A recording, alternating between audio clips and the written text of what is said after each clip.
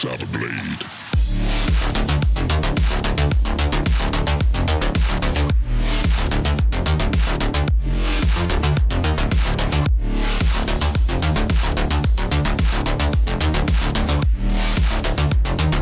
Seek the light in darkness.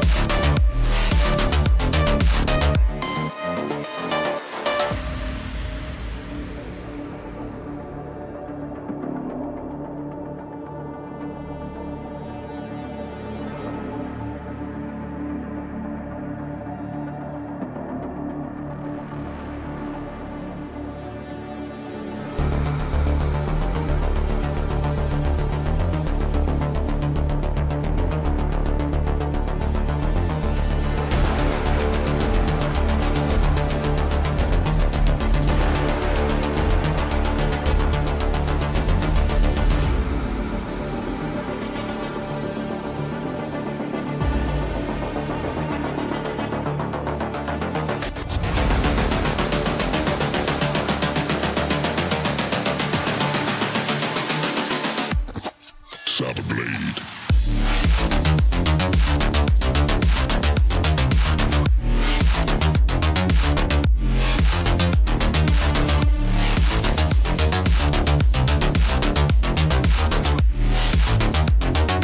Seek the light in darkness.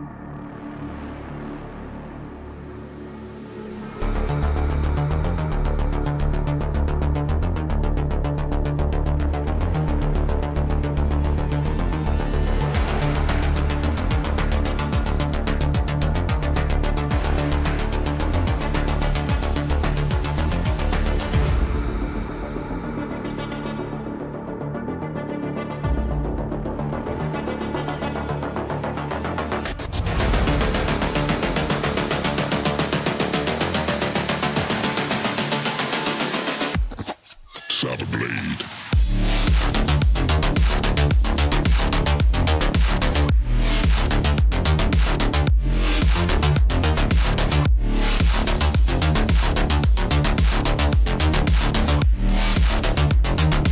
Seek the light in darkness.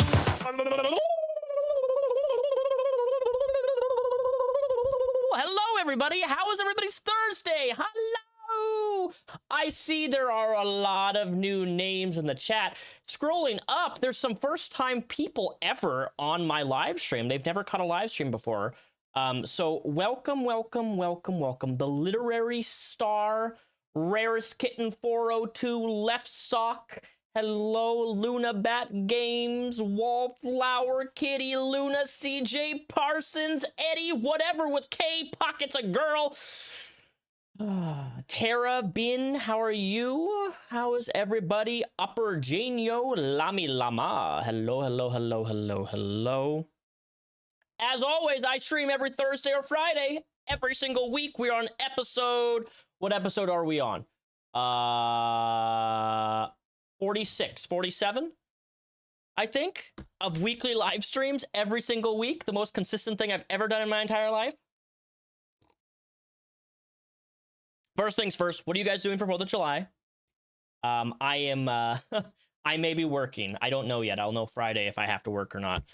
Found out that my job has this thing where they move the holiday 4th of July. Instead of it's 4th of July is Saturday, and they move the holiday to Friday, which means that I have Thursdays and Fridays off, which means that I don't get to go into work and make $65 an hour.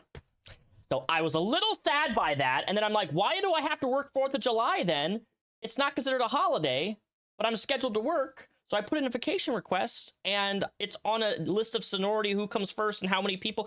I hope I get the 4th off, because like it's not going to be fun working 4th of July and not getting paid holiday pay. Who wants to do that? Thank you for the gift. The 1,000 Drools Left Sock X. Still don't really know what Drools are, but I appreciate it nonetheless. Nonetheless, if you like the stream and what we covered today, as we got 2 subjects, we're going to talk about Firebat again. It's not a whole. This live stream is not going to be all Firebat. Okay. I got to change it up a little bit. We're going to do a little bit of Firebat, and then we're going to go into the Gabbie Hanna segment, because Gabbie Hanna is somebody who I haven't spoken about in literal years. But there's been developments from my last video I made 7 years ago. Can you believe it's been 7 years since my last video on Gabbie Hanna? 7 years. 7 years, 1.8 million views later, 7 years ago. Gabbie Hanna is back in the trending tab, because there's new things have been dropped on Gabbie Hanna lore. Thank you so much for the $2 donation, JG Free. I appreciate that. If you like the stream, hit the $sign or hit the very first link down below. You see this thing up here, this bar? I want to get to a membership goal, which is 30 memberships. I need individual memberships. If you like the stream, join my Discord, get exclusive membership perks, get exclusive locked rooms that only I can speak in and other YouTube members can speak in. There's a lot of incentive. Become a member if you like the streams. I've been doing this every single week for 46, 47 episodes. We're getting close to 50 episodes, guys. 50! Give me some suggestions, too, on like what I should do for a 50th episode, because that's a huge deal. For me, 50 episodes every single week, almost a year of straight. Like, man, that's hard for me, especially with my work schedule. So, the master projection hasn't changed at all. I started watching your video, Gabbie Hanna stuff to prep. Okay, 4th of July is going to be just a regular day for me.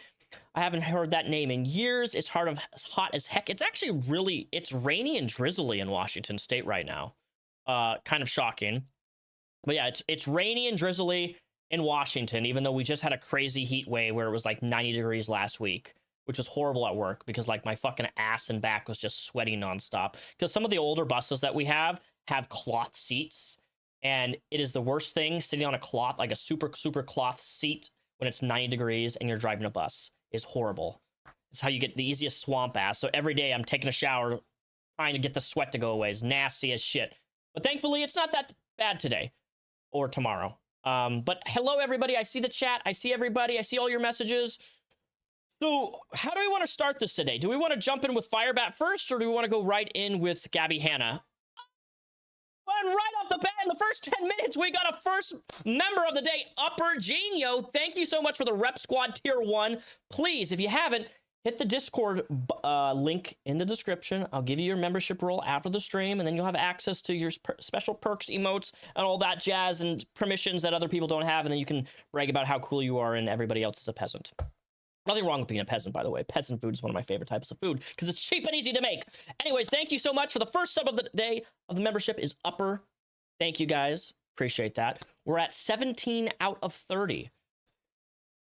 So what do we want to do? I see Firebat. You want Firebat? Hopefully you have AC. No, you know, a lot of the West Coast, at least in Washington State and Portland, Oregon, luxury apartments don't have AC. We're kind of like your country out in, what is it, the British, wherever you live, the UK. Nobody has AC over there. It's kind of the same in Washington State. It's very selective based on states. Certain states are like, it's mandatory you have AC everywhere. And then states like Washington, where we only get a hot spurt of heat 3 months out of the year, pretty much 2 months out of the year, not even 3, then we're all suffocating. But I do have an AC unit I purchased a couple years ago, and it's keeps this room cool because this is really the only room that I'm ever in for the most part.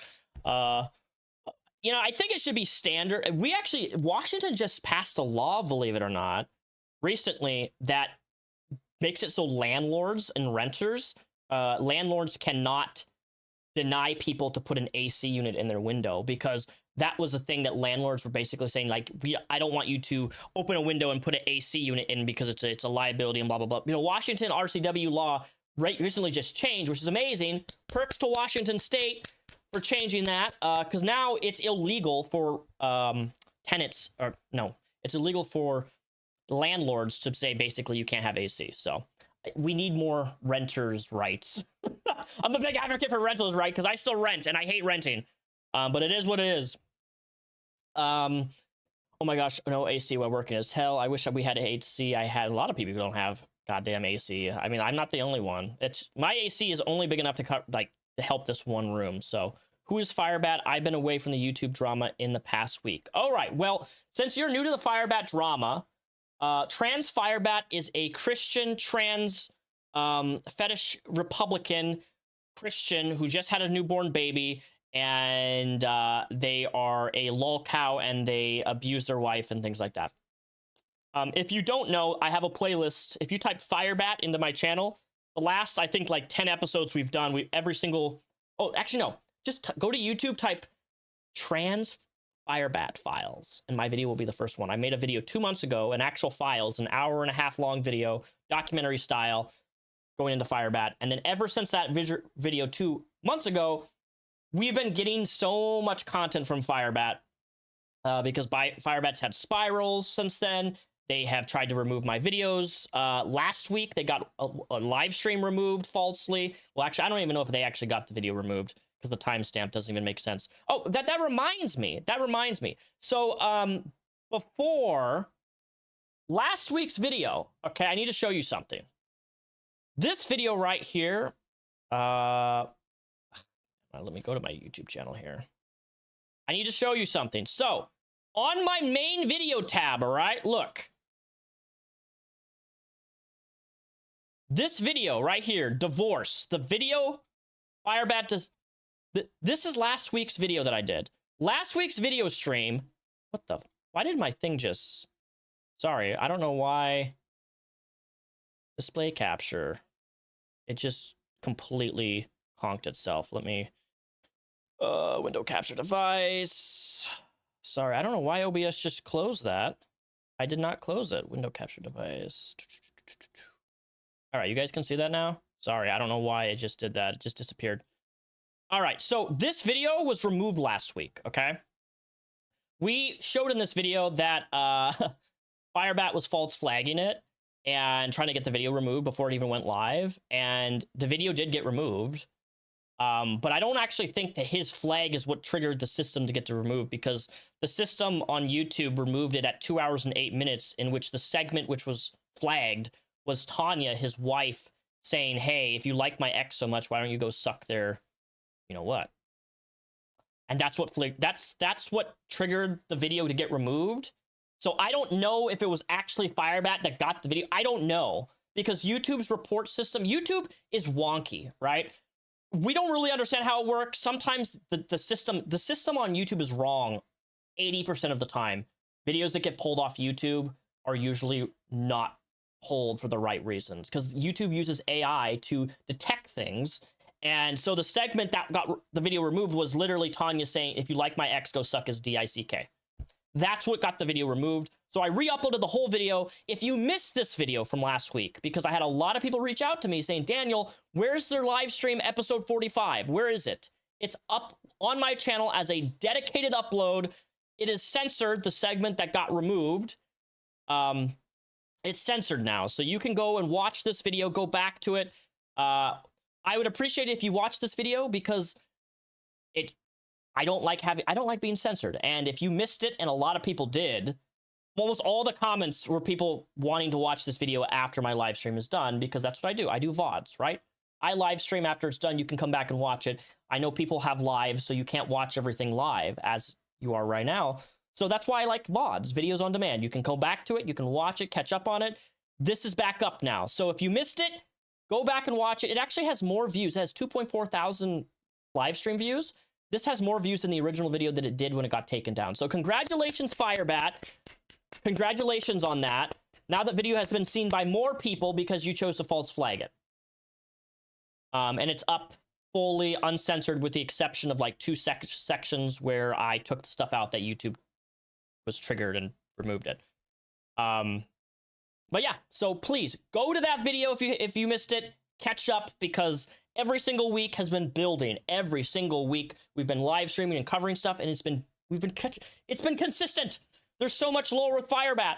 It's gonna make episode 2 of Firebat Files even more juicy when it eventually comes out. So the chat says you guys want to see the video. You want to do Firebat. You watch the original video then and again after upload. Well, thank you, Sploopy. Sploopy Doop, I appreciate that. You going back and watching a video that got removed, it means a lot to me, seriously. Because I genuinely, it triggers me when content gets removed off of YouTube. It is one thing that I absolutely hate and despise is when content gets removed or I get censored. It is one of the biggest things that I have wrong with YouTube is just how their system works. Because it's fucked up. Everybody knows that YouTube system's fucked up. It's not consistent. For God's sake, there's been CP of kids, of like children, that YouTube's literally had up, you report it, it doesn't get removed, but oh my god, somebody's saying, why don't you go suck there? The video gets removed. Like, how does that make sense? Nobody really knows. Anyways, so, special thanks to, we got a Firebat video that he did on the 30th. I have not watched this video. They did a Facebook live stream. I don't know why they're wearing a hat, an attempt to look like Luffy. But let's get into this, shall we? You guys said you wanted, Firebat first, right? Gabbie Hanna will be last, Firebat's first, correct? I gotta do what the audience wants. Okay, can you see that all right? Perfectly. All right, boost audio. Let me take a sippy sip. Oh, and Repsion, I'm still so proud of you. Thank you, Eyes of Calyx. I appreciate you. Ali Bipone, how are you? God, I love seeing your guys' names green. It makes me feel so special. Seriously. If you like the stream so far, hit the membership button. Let's begin. Final video that I have. Well, okay. This ain't YouTube, right? This is Facebook. I get them mixed up all the time. Good morning. How do you get Facebook and YouTube mixed up? Like, are you that dumb that you don't know the difference between YouTube and Facebook? Because they're very different platforms. I'm currently on a 5 a.m. walk this morning, and that is around... I doubt that's 5 a.m. I can hear all the road noise. That's really a lot of cars for 5 a.m. Toilet paper. String in there. I don't think that's 5 a.m. No reason. Weirdos. Homeless people are so weird. So, you probably haven't... Did he just say, weirdos? Homeless people are so weird? I mean, look, homeless people are people too. So, what's going on?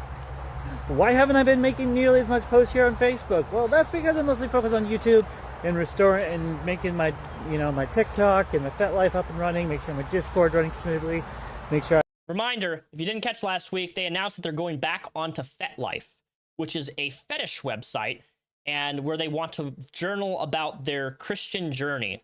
Let me tell you something about FetLife. FetLife doesn't want Christians there.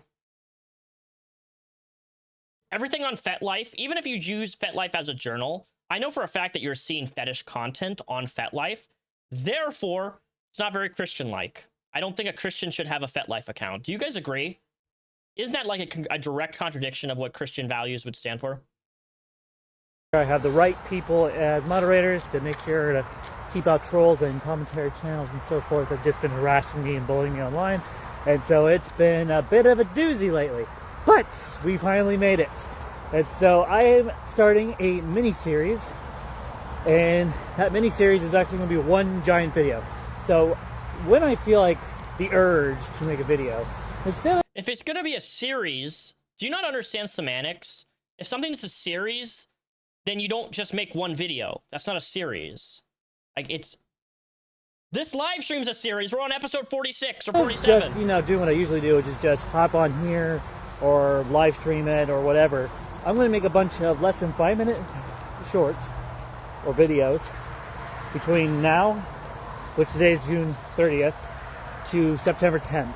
Between now and then, I'm going to be mostly focused on my baby, working on gaming side of YouTube, keep on my work that I'm doing on my TikTok, which is mostly shorts being transferred over to there. I forgot to post this on Twitter. Let's see what else. My FetLife account, getting that up and running again. long story short, for those of you who don't know FetLife is for people like me who are weird. And that's all I'm going to say. If you don't know what it is, probably for the best. Unless you're a diva like me. So, moving on. So, at this point, I feel very good about the progress I've made over the past couple of weeks. And I feel very good about this week, this whole, like all last week, despite like one of the commentary channels literally harassing me and all that. I handled last week like a fucking champ. And so that's not normal for me, is to react well, do well, and then step away from YouTube. Usually it's, I get harassed, I get overwhelmed, my instincts to destroy everything I create, and then move on, and then come back between a couple. You come back, and then you do cycle repeat the same thing over again. See, it's so, Firebat is so peculiar to me, because, like, they express bits of social awareness, and then, like, what they're saying right here is true, what they do, and then they do the same thing, and they just loop. It's like this circle, the endless loop of Firebat, where, like, there'll be a moment of self-awareness, and then it just repeats again. It's fascinating. I want to sit... hearing, like, a psychological assessment of, like, their IQ level would be fascinating to me. I want to know Firebat's IQ level, genuinely. Days or a couple weeks later, and be like, I'm back! And so we're not doing that. Nope. And so commentary channels are going to have a hard time adapting to the changes. Why would I have a hard time adapting to change? I love change. Change is the best thing. And so I'm hoping to mostly do just gaming stuff for the next couple of months. One, because I'm adapting to my daughter and I'm learning how she works and everything.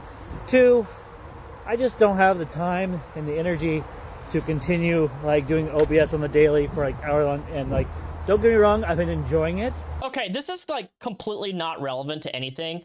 It drives me crazy that he says OBS. I gotta do my OBS.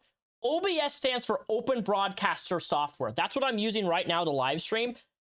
I don't know if you know this, but that's a software. What you do is called live streaming. OBS is a software program. When you say, I gotta do my OBSing, it's like, nobody says that. Why do you say that? OBS Season 1, Episode 1. OBS Season 2, Episode... Like, what? That's such a weird thing. Just say live streaming or my live stream. I know this is like not relevant, doesn't mean anything. It's just so weird. I've never heard in all my time online somebody saying like, I gotta do my next OBS. OBS. But emotionally, mentally, it has been very, well, stressful.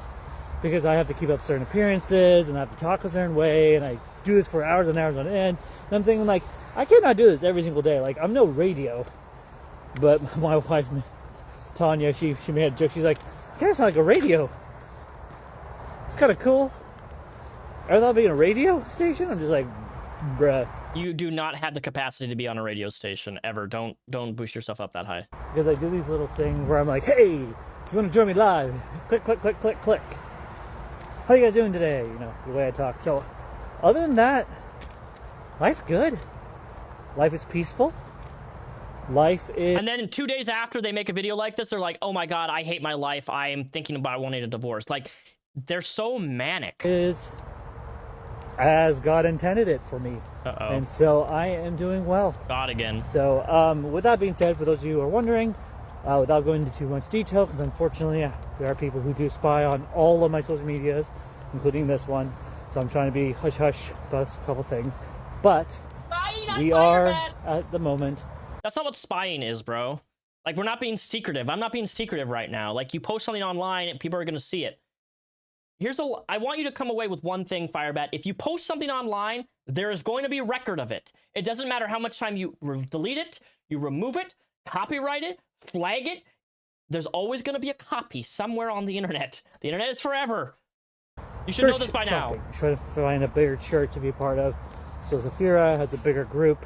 Oh, that's true. I forgot to mention, they left their church last week. Of kids, and maybe make some friends and do better. And also, maybe be around more family. Instead of just my wife and I going to a very dying small church that cares. That's never been in the question, but it's to a point where we're not welcome, but we're not welcomed. I don't know. It's kind of a mixed feeling. It's like oh, hi guys, welcome. Oh, look, the baby, cool. You guys are so cute together. Aww. And then they kind of just like they don't even like check in anymore. I don't know how to explain this without making this sound weird. So there was a time in our church family that we were in community with everyone, but then when it started transitioning, I basically gave the church a big giant F you, followed by I'm done being a Christian, and walked away. This was September of last year. Yeah, this is the same church that you were taking photos of yourself, like, sexually in the bathroom, mind you, correct? Or am I wrong here? Like, we have those photos. I have those photos on my computer saved, unfortunately, with your FetLife stuff, but you posted photos of yourself. Like, I wouldn't want somebody, part of my church either, if they were posting themselves on FetLife being sexual in a bathroom. Like, why? That's so weird. And then around, I want to say, April-ish. It's not normal. I came back with a vengeance, basically, and said, you know what? I was an idiot for doing that. I'm sorry. And I tried to be part of my church family again. And no matter how hard I would try to rejoin my church family, there's just some things my church will not respect, which one of them is being trans. And so I don't know why you would, like, religion and being trans, like, actual, like, I'm not, spirituality is different, but, like, actual religion is not accepting of trans people. I don't understand why I have to explain this to you. Religion is very anti-change. They're anti-trans. They're anti-abortion. They're anti-gay. They're anti-poly. Religion as a whole. Now, obviously, you can be religious and be a progressive Christian, but, like, I'm sorry, progressive Christianity, progressive religion, I think, is really crazy to me. Because at the end of the day, like, your religious textbooks say what you can and can't do. And if you're choosing to ignore that, but oh my God, I'm a progressive Christian, like, okay. Your Bible still stones gay people. It doesn't change the context of your book just because you accept gay people. Like, I'm all for people being accepting of people, but it's such a contradiction. it's been difficult to find a church that's accepting because I haven't been willing to try to go to a different church that is more accepting. And so, sorry, that's loud. Yeah, good luck trying to find a church that's going to be accepting of you, because trust me, most Christian churches are not accepting. And if there is one, good on them for being progressive, but they're very, very rare. So one of the many things I've been working on lately Progressive Christianity is just performative Christianity. I am inclined to agree with that. is on my But I would say that the majority of religion is performative. Like, realistically, the majority of religion is performative. Like, look at, like, the Jehovah's Witnesses and Mormons, right? They're required, you know, those people who come and knock at your door? Those people are required to come to your door because if they don't go out and preach the gospel, they don't get rewarded in heaven as much. There's a fucking tier scale when it comes to heaven. And based upon how much you do and how much proselytization and going out and spreading the word of God that you do, you get bigger rewards in a better life in eternity. I'm not like it's in Jehovah's Witnesses, the Watchtower, all that shit. That's why they do what they do. Like, are they really spreading the word because they want to, or are they really spreading the word because they just want more when they die? That's fucked up. Either way. emotional health, my mental health, you know, getting the help I need. Me and Tanya had a bit of a doozy 2 Fridays ago. That's the big 2 Fridays ago. That was the fight they had. They had a fight on live stream, which if you saw my last episode that got removed that I uploaded on my channel yesterday, you can go and watch that. The whole fight that Firebat and Tanya have is on my YouTube channel that got removed. So it's currently up. Go back and watch it. It's bad. It's very, very bad. Because Firebat's just sitting there live streaming, and then Tanya, his wife, asks him a question, and they turn around, take off their headphones. What the fuck do you want? And then from there, for an hour and a half, which I react to the whole thing last week, they're fighting and calling each other. It's so bad, dude. And he does a point that they start screaming. He's holding his baby and screaming. It's unreal. It's crazy. It's on my live. It's on my my video tab. Go watch and catch up. And it was bad enough that we both kind of came to the same realization that looks like we need intervention again. So we're getting the help we need for our marriage, and we're... How many interventions do you need in a marriage before you can say, hey, maybe this marriage is not really working out? Getting the help we need for ourselves, independently, outside the marriage. And so we're doing what we can with what we got. And so, with that being said, this will be the last live. It was 0 to 100 really quick. I wouldn't even say that, Dusk. I would say that it was 0 to 9,000 real quick. Stream, I think, for Facebook for sure for a while. I'm mostly just doing like Minecraft stuff on here and some photos. Most of my speeches I keep off of here because, well, they're mostly on Facebook or FetLife.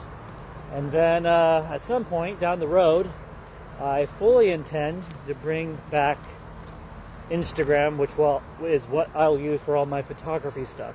So I'll have like the gaming vlogging, we'll have the short form stuff on a different thing, and we'll have like pictures on another. And so it's gonna be good to bring that back. So I got this idea because I totally forgot that on my computer I have like a huge archive of every photo I've ever taken. And so I'm like, that is one thing that I do not. I hate having photos of myself saved on my fucking phone or stuff. I barely have any photos of myself, actually. I don't understand. I don't understand people who have like hundreds and hundreds of thousands of photos of themselves. Do you think Firebat like pulls up a photo and he's like, man, I look so hot as a sissy when I'm wearing a thong? Could keep me busy. It's posting one photo every hour to freaking, Instagram, and then watch as it just grows. And so I might share some of them, probably my best stuff, onto like maybe, FetLife. Potentially, probably not. Maybe, I don't know. It just kind of depends. And then from there, we'll let, Instagram just kind of sit there. And that's kind of the goal at this point. So at this point, I'm more or less right back to my normal, goofy, cringe self. And back to the version of me that I like, that my wife married, that people... They swap in between every week's a new Firebat. One day they go back to who they are in their past. The next week they're a brand new born-again Christian representing conservative Republican values. And the next week they're back in their sinful ways again. Like, it's every single week. I am so fascinated by this. I've never seen somebody do this. Not even Onision. See, at least Onision's been consistent in his stupidity for years. But Firebat is like, one week he's back on FetLife and he's like looking at fetish photos of other people, which I know for a fact that you're doing because you don't have a FetLife with the intention of not seeing fetish content. That is the point that you have a FetLife. There's no other reason. You can mask it as, oh, I'm doing, sorry, I got a dog hair in my mouth.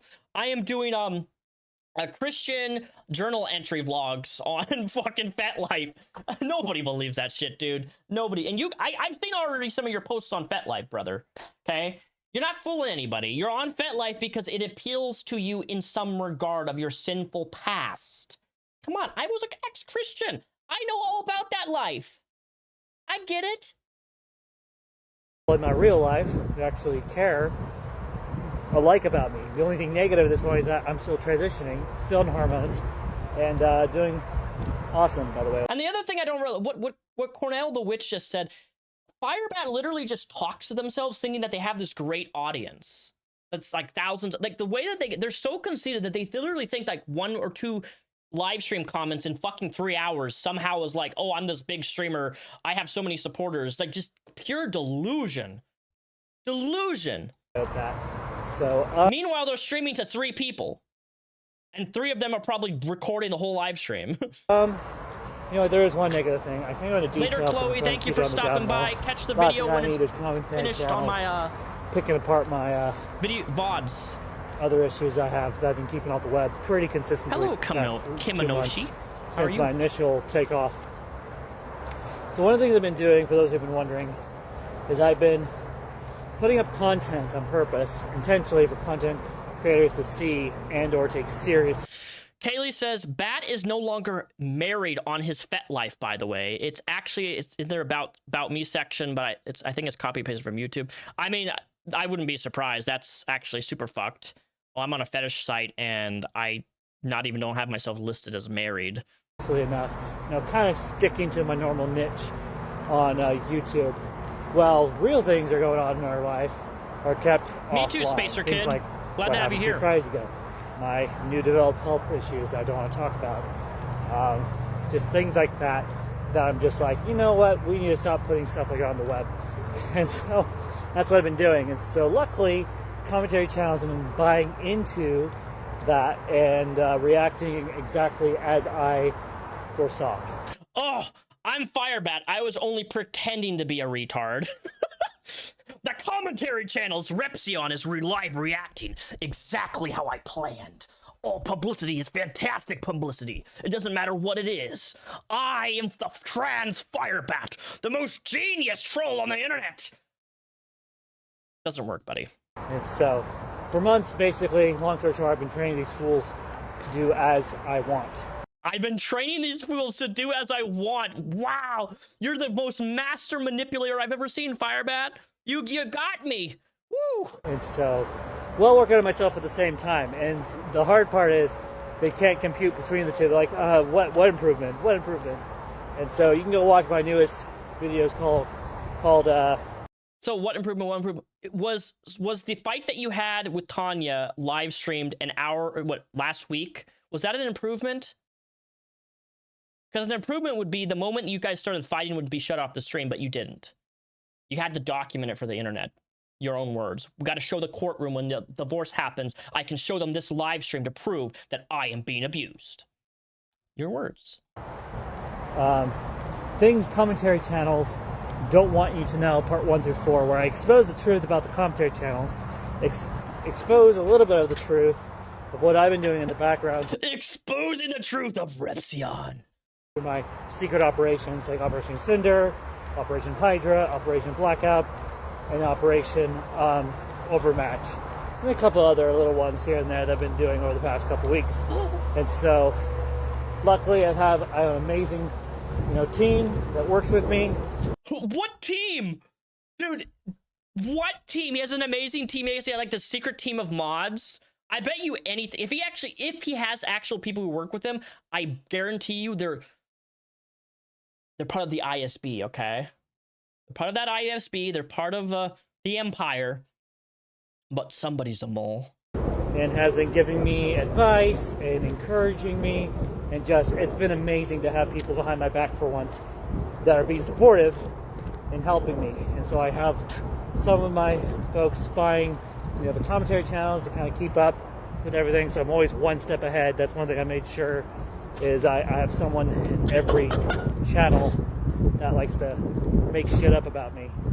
And so it's just good to be on top of things. Finally, be free of these fucking losers, and know that I'm not what they say I am. It's really easy in life, with commentary channels specifically, at least for me, to take what they say so personally and literally that I'll actually believe sometimes some of the things they say about me to me. Like, for instance, just a little one. There was a time where I believed them when they said I was a failure, and that I'll never make it as a trans woman, I'll never make it as a mother. I was told that my wife and my child would be better off without me, which, funny enough, they didn't have to really say that because I've already thought about that, and that was months before my daughter was ever born. Funny enough, sheesh, my hands, it is windy this morning. So funny enough, my ex Seraphe. Up, up, up, up, there we go. The ex Seraphe is being brought up again. Your favorite person, the person you can't let go of your... Oh, you know what? I forgot. I forgot. I gotta type something in my Discord. Can someone link me the video where he cries about Sarah Faye? I forgot to put it on my docket. So I need to stop for a second, okay? So something happened just a couple days ago. The reason that I bring this up is because I completely forgot. How did I forget about this? This was so significant. So, in last week's video, I had a segment where Julia, an IRL ex-friend of Firebat, made a TikTok video in response to Firebat, because Firebat was saying some really mean things about Julia and Isaiah. They're both married. And for whatever reason, Julia posted the photo of me, Isaiah, John, Jenny, and Sarah Faye because a month and a half, 2 months ago, I met up with Firebat's ex IRL. Okay, we went out to pizza in downtown Olympia. I bought everybody pizza. We all met together. All people who know Firebat IRL, who have all met him, interacted with them, all of them. I brought them all together. We hung out. We talked. We joked. We had some fun. We took a photo together, which was on the live stream last week, and that was that. Julia posted that on her TikTok, and Firebat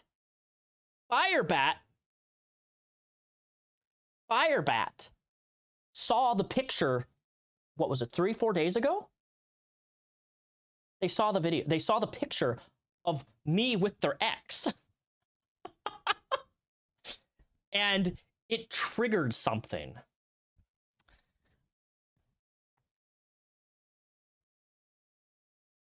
And it was beautiful. Firebat ended the stream because they started to cry. Because I hung out, had pizza with Sarah Faye, Firebat's ex-girlfriend who he committed SA against. And it impacted them, apparently. And they're jealous. Their own words. In fact, let me see. I'm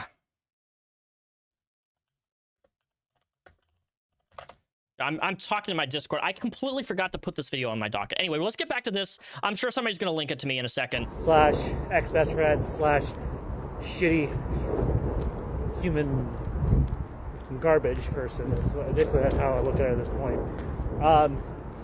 Shared with the commentaries once that I actually was considering leaving my family after I get them, settled, make sure my wife and daughter are taken care of, and then leave their life. Spacer Kid, he's unemployed. They have admitted that they can't hold a job. They haven't been able to hold a job for more than 2 months in over 7 years. But then, on the same conversation with Sarah Faye, and this is something I don't think she mentioned, which is fucking pathetic, by the way, either the same day or a couple days later, I ended up telling Sarah Faye, thank you for encouraging me not to leave my family. Thank you for encouraging me to do what I need to do. And so it's because of Sarah Faye that I can listen to commentary channels and they'll be like, yeah, you need to leave your family. And I'm just like, screw you, no thank you.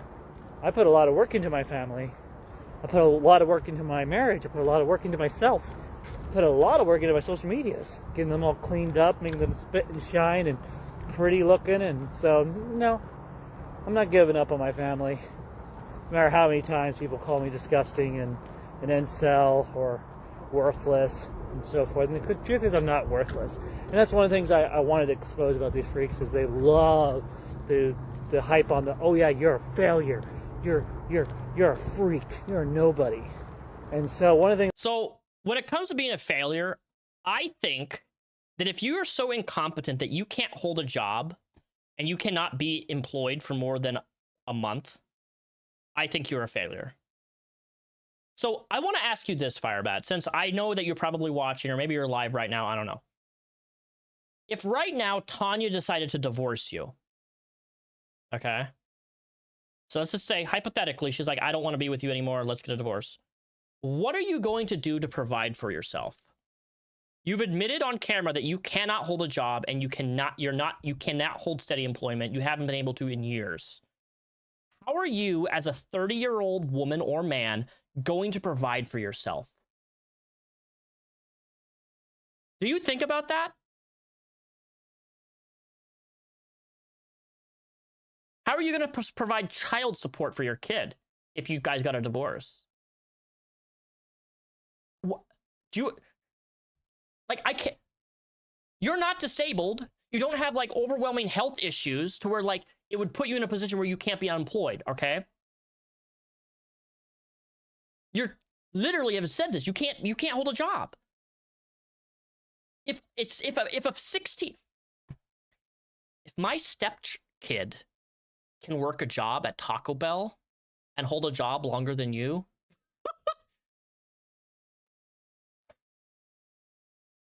And you're 30 years old and you can't do that? What does that say about you, dude?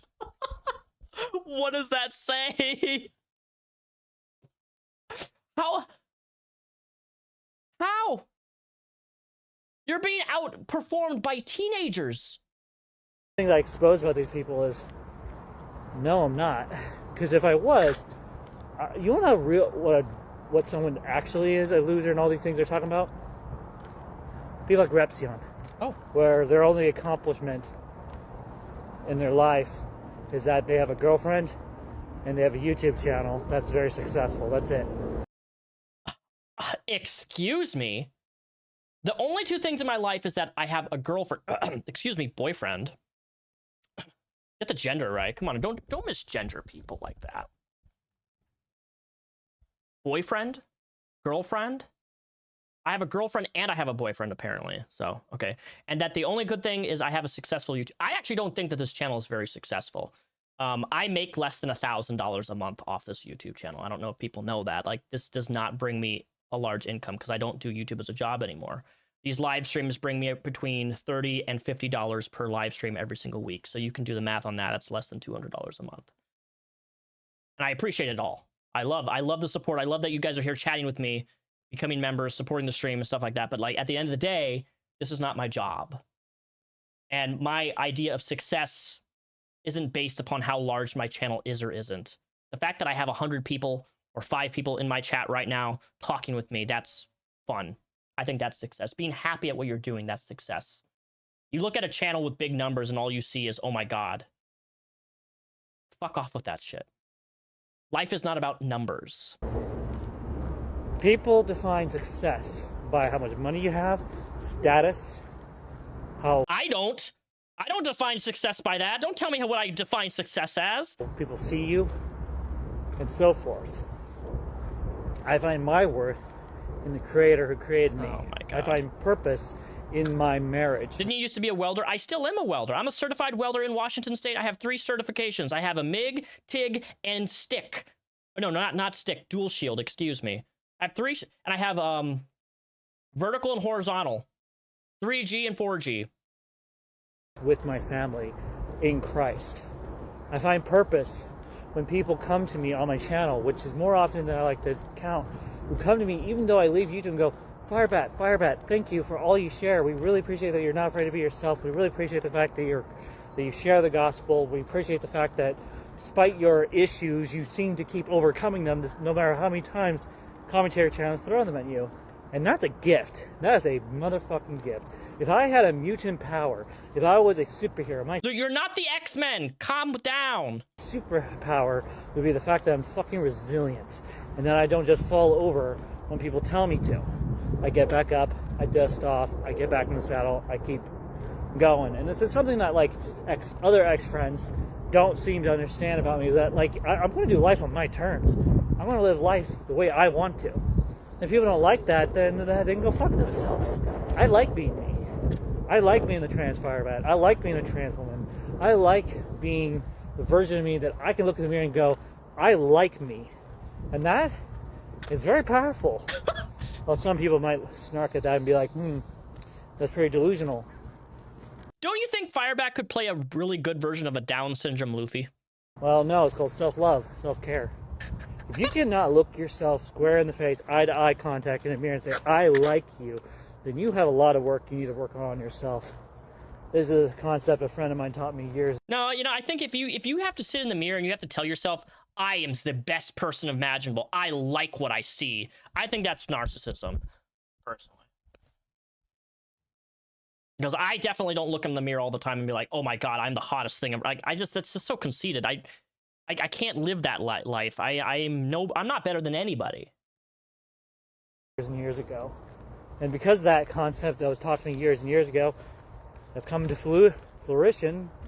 Hey, don't insult Luffy. I said Down syndrome version, okay? That's the insult. At this very day. Truth be told, I do have insecurities. I do have... Everybody, most people have insecurities, dude. Very muddied view of how people see and think and feel about me at times. But at the end of the day, what matters is what's my identity? Who am I? I'm just Victor Joshua Hanna. I'm just Violet Rose Meakin. I'm just the trans Firebat. See, this is what I say. I don't care if I misgendered them because they changed. They just listed both their names, the male version and the female version of their name. They do this all the time. They switch their pronouns every single week, and I can't keep up with it, so I just call them whatever. It's not me Those intentionally three trying to be things are mean. just aspects of my personality. My identity, the core of what makes me tick, is Christ, who dwells within me. And that's why we're shifting how we look at stuff. We're taking a couple months off to reset emotionally, mentally, get the last of the garbage out of my life while I focus on the good things in my life. And then we're going to come back with a vengeance and focus on the Word of God. We're going to focus on transitioning, see if there's connection between the two. And we're going to look into politics a little bit and get a deeper understanding. The bottom line is this. I want my daughter to one day see me on social media and be, that's my mama. Oh my That's God, no. Trans mama. I'm proud of her. I want her to be able to explore herself. Yeah, your daughter's gonna fucking go onto YouTube and look up my video, the Firebat files, and see that you admitted that you committed SA and that you punched your pregnant wife. And that you said that you hate women, that you don't respect women, and that you're an incel. That's what your kid's gonna see. And be who God made her to be. And if that means down the road she finds out about the things in me that are disgusting and weird, so be it. I'm not trying to hide anymore. In fact, we're pretty open about it. Fun fact about me and my wife is we don't hold secrets. We don't pretend to know the truth about something. We just say it as it is. And unfortunately, commentary channels will never understand that. Is that when I'm look, being if I have any new viewers here, Firebat literally has said on stream and in email that they have sexually assaulted their ex multiple times. They have said this. They've literally admitted this. They said in email just last month that they lost control, which is why they did what they did. Like, this is a self-admitted. I'm not just saying this just for clickbait. Like, it's genuine. I wouldn't make an accusation like that about somebody. They have said this. That they've committed coercion, that they forced themselves, everything. Honest, especially the past couple of months. They can't handle it. Welcome, baby. They want me to believe in a certain point of view of what makes me actually me. And the truth is, no. I know who I am. My wife knows who I am. My family knows who I am. My friends that actually care about me know who I am. And the truth is, when it comes to certain friends like Isaiah Matthews and Julia Matthews, Sarah Ramaiz and her family, truth is, they never were real friends. All the way from Scotland. Hello, Caramel. Now thinking about what Sarah Faye said a couple months ago, the only reason Sarah Faye was in my life was to keep me quiet and to silence me. Cornell the Witch says, Repsion, I have never heard of Waffle Stomp before this, okay? I hope I never get to... well, I'm sorry for exposing you to what Waffle Stomping is. For continuing to talk about her path. It's a part of Firebat lore everybody has to know. The moment she stabbed me in the back and know. threw me away, like her friendship didn't mean anything, I came out with the truth. And she didn't like it. And every time I come out with the truth about who she is as a pathetic human being, she just snaps 10 times harder.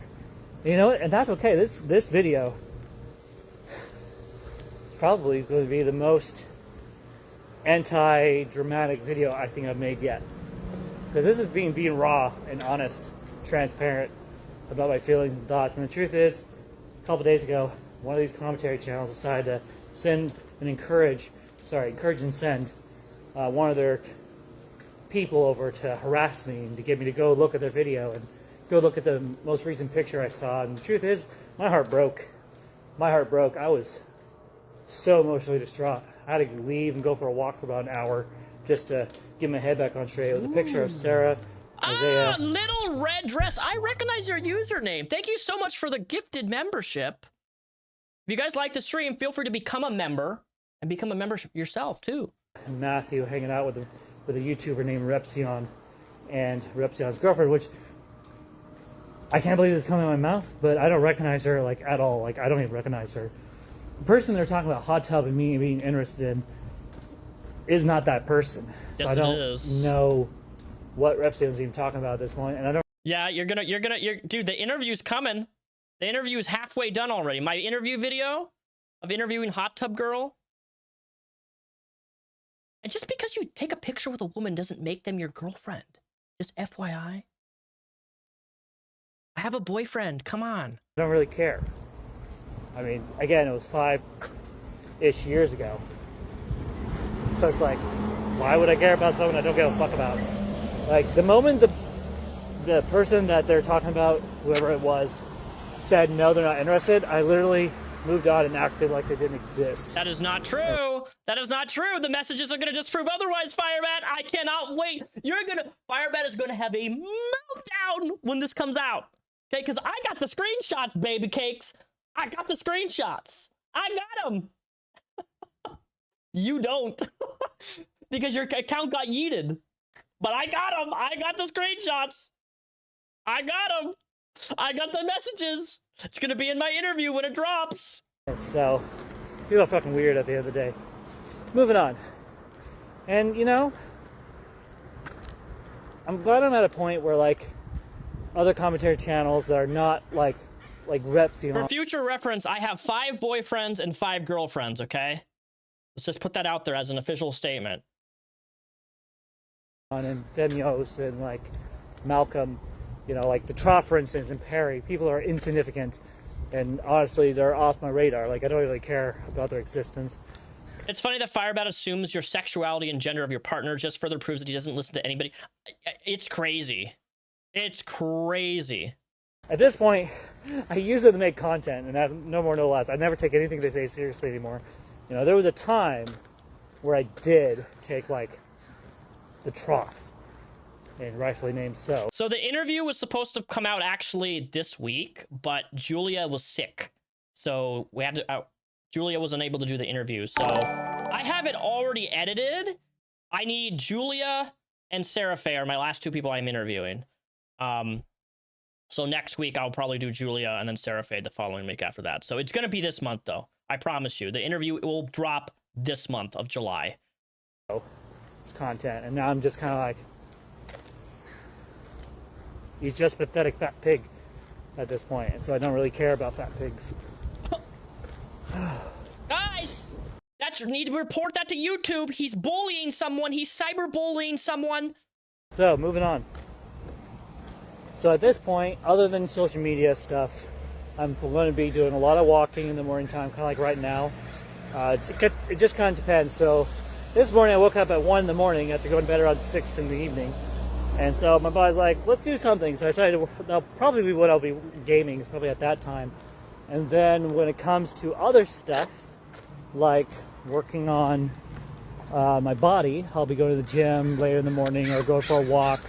And then the morning time through whatever. What Billy Joe said, for those who are new, Firebat copes everything hard, says that Dan Repsion is jealous of everything he has, his cars, apartment, marriage. That is true. A couple streams ago, Firebat went on a rant calling me a faggot, screaming at me saying that I'm jealous of their car, their house, their apartment, their baby, everything. And I'm like, dude, no, I'm not. Like, you're having this juvenile mentality of jealousy. I'm in my own place. I pay my own bills. I make $44 an hour at my job, and then I make $64 an hour on holidays. Like, or anything over 8 hours, I make $64 an hour. Like, I have a great job. I have my own apartment. I have my own car. I don't rely upon anybody to get through the goddamn day. I don't have a kid. I don't live in a studio apartment where I have to be, my boundaries and have to be suffocated by a newborn baby. I am like, there's nothing why would I want that? I don't want a fucking baby. God, I'd blow my brains out if I had to fucking experience a newborn. I'll be doing whatever I need to do around the house, chores-wise. Maybe go on errands if I need to. If I don't have anything I need to do that morning, I might work on a couple episodes of gaming. And then when my wife goes to her job, I'll be probably watching TV and cuddling with my daughter, or we'll be going on adventures around town by foot, especially since it's summertime. And then the longest job I ever worked was 6 years, so on the weekends or when my wife has a day off, probably on Sundays we'll be going to church, going out on a date, hanging out at home, I don't know. And then in the evenings we'll go have dinner with my family, maybe play a game if we're up for it, and then All right, guys, we got it. We got it. We got the video. We got the video. All right, so here we are. Timestamp is at 1 hour and 45 minutes. 1 hour and 45 minutes. Are you guys ready? All right, you guys ready for this? You want to see their reaction, their gut reaction to seeing a photo of me with their ex-friends? All right, get ready, guys. Oh my gosh, that actually happened. Well, how about that? How about that? I haven't seen any of this. I mean, that's cool. I mean, I've got no real opinions on this. Firebat has a mirror as a mod. Miner's a mod. That's really no fun line shit. What do you mean I have a kid as a mod? What the heck? No, I don't. Any of my moderators, are you guys kids? Please let me know, like, right here, right now. Imagine me that stupid that you have to ask your mod team if they're a child or not. Ugh. Because if you are a kid, I'm going to be removing you. I can't even tell half the time. Let's see. That's definitely Seraphael, right? That's Isaiah. Oh, God. Oh, God. Isaiah has a pedo stash now? Oh, God. That's ironic considering the thumbnail, brother. And there's Julia, ugly as ever, like usual. I don't recognize this guy, though. His name's This John. face I don't recognize. I recognize him. That's me. That's Jenny. I don't recognize her. That's Hot Tub Girl, you fucking idiot. You don't remember her? You don't remember her in the cow print that you confirmed? She remembers you, and she has all the messages to prove it. I actually don't recognize her. Well, good for her. I mean, if Serapha's out there making friends, getting out of her comfort, making new friends, you know what? Good for her. I got nothing negative to say about that. Like, it's about damn time. She needs to get out of that fucking house, and actually go make friends, go do something with her life. I got nothing negative to say about that. I got no negative feelings about that. We're just, you know what? Now, this is going to be a tone shift, all right? He's saying that he has no negative feelings about Sarah Faye after this photo was posted. But good for her. Seriously. That's awesome. I thought it was just Repzion lying through his ass for the longest time, if I'm going to be honest. To actually see this happen, that's pretty damn cool. So, good for her. Of course you think that I'm lying, because anything that I've ever said you think is a lie by default, and you accuse me of a liar, but when everything I've said in my videos, I either have a clip of it, or it's videos of you saying or doing something, and then you say that I'm lying about it, even though it's you. Like, it's so easy, brother. I'm not lying. I have no intention to lie about anything. Good for her. Okay. The fact that he doesn't remember her face says it all. Oh, it does. Because when he sees the messages, he's going to remember. Firebat's going to remember, and they're going to have a fucking meltdown. Let's continue. Yeah? You making noises, baby bat? Oh, right. Whoops. Got to and 4. Now, you wouldn't be right in thinking that these gases should just float away into space. But you see, the Earth is very big. Well, spank my ass and call me Susan. Because the Earth is so big, its gravity holds in all these gases around it, and they to shoot it all back around in a vacuum. Okay. Let's see. No new messages. Firebat, are you comfortable dealing with the trolls? I mean, I'm okay with it. I'm not, like, bothered. You know? I'm not bothered by the trolls coming in here and all that stuff at this point. So I just ignore them. That's what I do at this point. I mean, it just shows you how pathetic these people are. Like, even though I've set a healthy rule saying, hey, I mean, actions have consequences. I mean, if these people really want me to move on, they need to just stop. But unfortunately they don't, so, oh well. Like Mars, and you saw what happened to Jason Bourne there. He had to fertilize his own poo. So that's how CO2 works, and as we've discussed, humans just can't stop measuring things. So here's a graph showing how the CO2 concentration... No, this just... The older the gas. Fascinated by that? Matt Smith and the Doctor, all that, and like, in Pandora's box. This is kind of what it feels like. Sad. Sad. There we go. Do that. Matt Smith and the Doctor, all that. Here we and, go, like, here we go, here we like go. the whole universe decides, oh, we're going to work together to trap the Doctor in Pandora's box. This is kind of what it feels like. And it just makes me uncomfortable, like, to see Seraphe do that. And, like, at the same time, like, I'm happy for her. Like, she's making friends, she's getting out, and, like, I don't mind her doing this type of stuff. But, like, I'm sad. Because it's not with me. I'm sad because...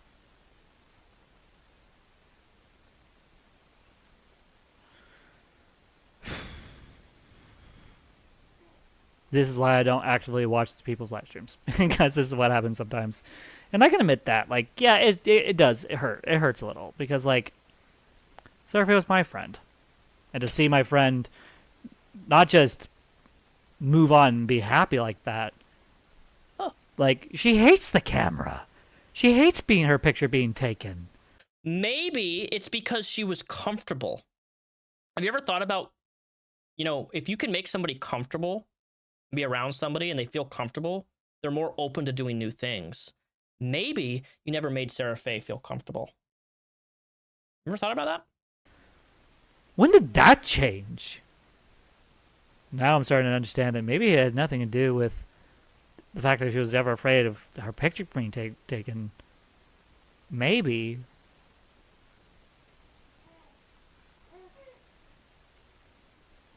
I don't know.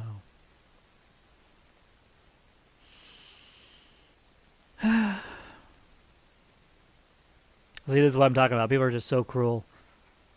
Like, to see Sarah Faye become like this, have Femio's enjoying that. It hurts. It honestly hurts. Pining for your ex while you and your current wife's child is 5 feet away is despicable. Absolutely.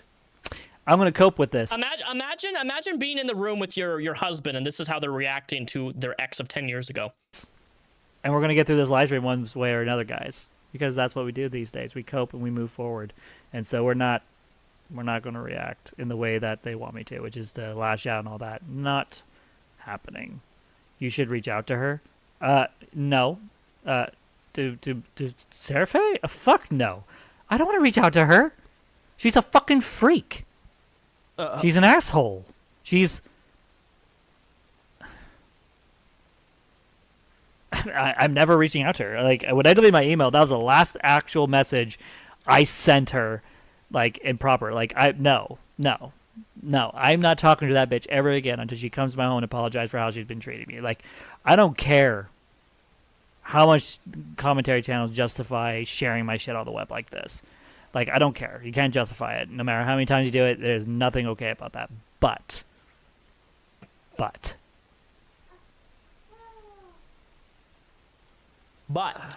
Just no. Just no. There, run button. Ice. Analyze the amount of CO2 in it, and that gives us a warm. But you know how much I had to beg her to get in the photos with me and my family and all that stuff, and like with friends, like.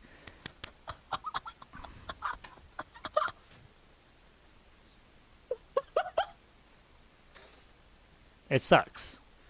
You can remove mod status now. That everything's okay. Okay. Wait, what? Why would you want to be a mod only to be removed? I have... Okay. Never mind then. Firebat, don't stoop on their level. You are owed apologies from all these people. Yeah, I agree. I do deserve, like, a apology from these people, but they're never going to do it, though. Why would a victim need to apologize for speaking out against their abuser? Okay. 1, she's not a victim. She hasn't been a victim for years.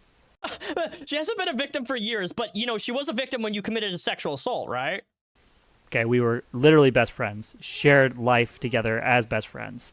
Literally would...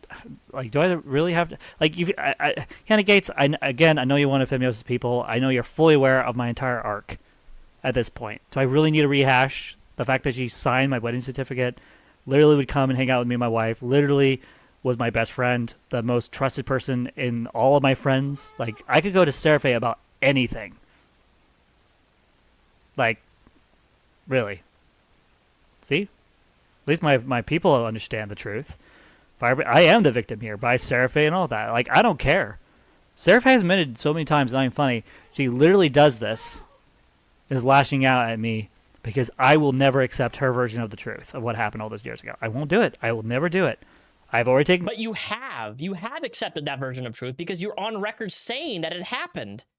Accountability. I've already said I'm sorry multiple times, even to the point of tears on camera. And just, no, Sarah Faye is a monster at this point, and I'm done with her. I mean, the only way I'm ever going to talk to that bitch ever again is she comes here and talks to me herself in person, tells me herself. But truth is, she's never going to do that. And so, she's, as far as I'm concerned, she's dead to me, and should remain that way. Thank you, Jim Formers, for helping me explain that I've already taken accountability over 1 billion times. That must be the meeting they had for the interviews that are coming out soon. Oh, great. So what I'm hearing is I should temporarily disappear from YouTube. Why would you want to disappear from YouTube on a video that I'm making with interviewing people that you experienced IRL? Why would you want to run away from YouTube from that? Are you worried that I may actually have something incriminating against you? Something that you don't remember that you said and things that you said and did? Because I do. I have voice memos of you, too. I have voice memos of you, Firebat, that you probably don't even remember that you said. So yeah, I think it's perfectly justifiable for you to be a little bit nervous. At some point. So, yeah, no, Sarah Faye is not a fucking victim at this point. 10 years ago, she was a victim. Not now. 10 years ago, the only thing she's a victim of at this point is me calling her out for what she is, calling out the fact that, no offense, at this point, I can say this no honestly, she is beneath me. Sarah Faye and her whole family are beneath me. And I'm done stooping down to Gabbie their Hanna level. will be after this segment. Yeah, I'm coming, baby bat. I'm coming. Not fooling anyone. If you're not with her, then you're with one of the commentaries. So nice try. Yeah. That better. You just want to hang out with me. Is that what you needed? Nope. Oh, nope. Like that was quite a blow. That was quite a blow. I mean, I'm allowed to be hurt. I mean, Why would you be hurt over a photo? A group photo of people who you all don't like, that you said that you don't like. You don't like Sarah Faye, you don't like Julia, you don't like Isaiah, you don't like any me. Why would you be hurt by a photo of us all together in a group picture? These fools, I invited them to my wedding. Now, like, I invited all, like, whatever, at this point. Like, there are rules here, just they're not on OBS, right? Not there, just there. Not on OBS, right? Huh? She obviously just doing all this for attention. They all are. I mean, they got it. They definitely got my attention. From the comment on Ripton's video, she was a fan for him for years. It's like getting a photo with a celebrity, an opportunity you don't want to miss. Like, yeah, that's kind of what I was thinking, but like, I'm not gonna lie. The way she was looking at that camera made me awfully feel like she was like taunting me from like that, like. Smiling in a photo is taunting? Jesus, this is delusional. I just feel like at this point, like, Firebat is possessive of Sarah Faye, and it's creepy. I'm tired. Yeah. Remember, his wife is He's in so the room with adorable. him right now. While Why he's does saying it all matter this. if your ex is spending time with people? Hello, Fluffy. It's not that she's spending time with people. That's not what my issue is. It's that I'm jealous of the fact that she clearly is happy in that photo, hanging out with people, and I'm not there to enjoy it with her. No, you're stuck holding a baby while it cries as you stream to 3 people on YouTube. What a life upgrade. I'm not there to enjoy it.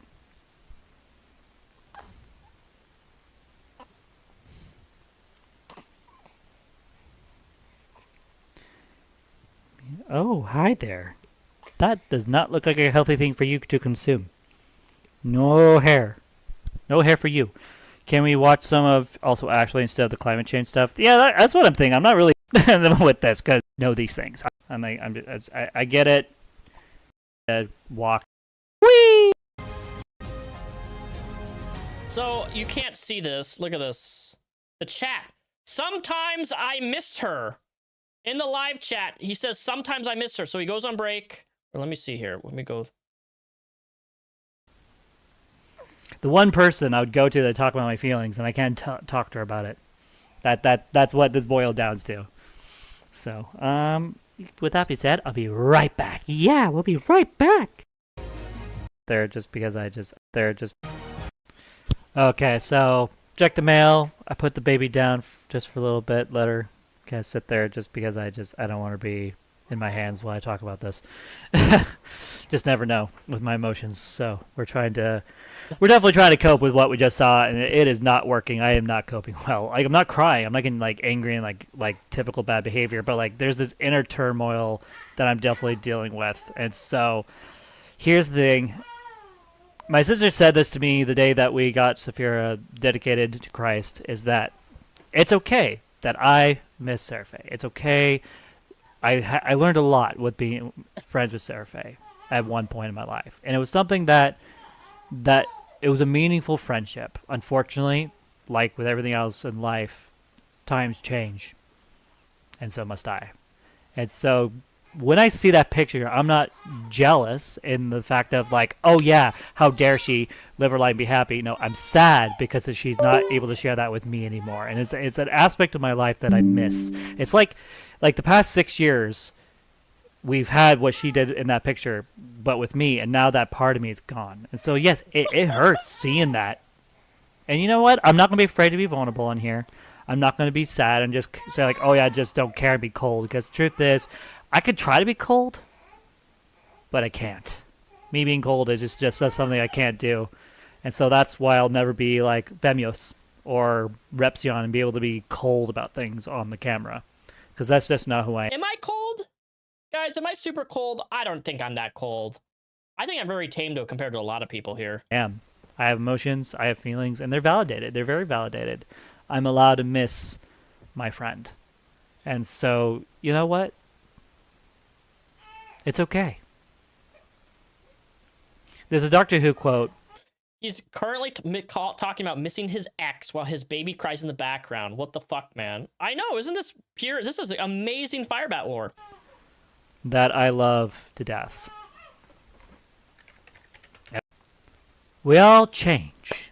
When you think about it, we're all different people all through our lives. And that's okay. That's good. You gotta keep moving so long as you remember all the people they used to be. I will not forget one line of this, not one day. I swear. I will always remember when the Doctor was me. Gay.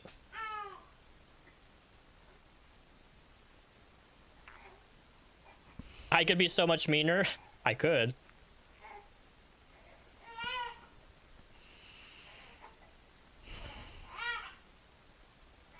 Listen to the silence. They're getting it's hitting. This is what I'm talking about with commentary channels. They weaponize joy and turn it into something to hurt people. And especially me, because I'm easy to hurt. Their eyes are getting watery right now. And I'm trying so hard to back off my tears. So you know what I'm going to do? I'm going to do that thing I should have done many months ago. And do what I should have done at that time when I was live streaming and dealing with emotions. I'm just going to hop off. I'm not going to give the satisfaction of me crying on screen. I'm not doing that anymore. And so I'm going to address these questions really quick as best as I can. And then I'm going to go spend time with my daughter off screen and just cuddle with her in bed and just kind of... He's trying so hard to not crash out over a photo. I know, right? sit. We're watching this. With This was these just a couple. emotions. This was last couple, like what, 4 days ago, 5 days ago. Sarah being happy shouldn't upset Okay, you. so You're I got married. paid on Monday. I saw that Sarah Faye also did a Mario Party gameplay with Repson. She won $50 for beating him. Good for her. Wait, what? Where's this comment? I get paid on Lego Batman Ninja says, I get paid on Monday. I saw that Sarah Faye also did a Mario Party game day with Repsion and she won $50 for beating him. Oh, that's interesting lore drop. I think somebody's trolling. Here to listen. That's some potent wisdom. Thank you, Jim Formers. Are you going to be okay, Firebat? Yes, I'm going to be okay. We've come a long ways from how I used to react to content like this. There used to be a time where I used to react very, very, very bad on camera, but now I'm to a point where like I can cope with it to a point. And so I don't think that's really coping to a point, but let's move on. Next segment. We have this fresh off the press. Less than an hour ago. Hey, minimize this in the right size here. We got this an hour ago, guys. I love fresh off the press videos. It's from 1 hour ago. It says, Repzion is right. I'm done. Comments are turned off. All right, let's see what this has to say.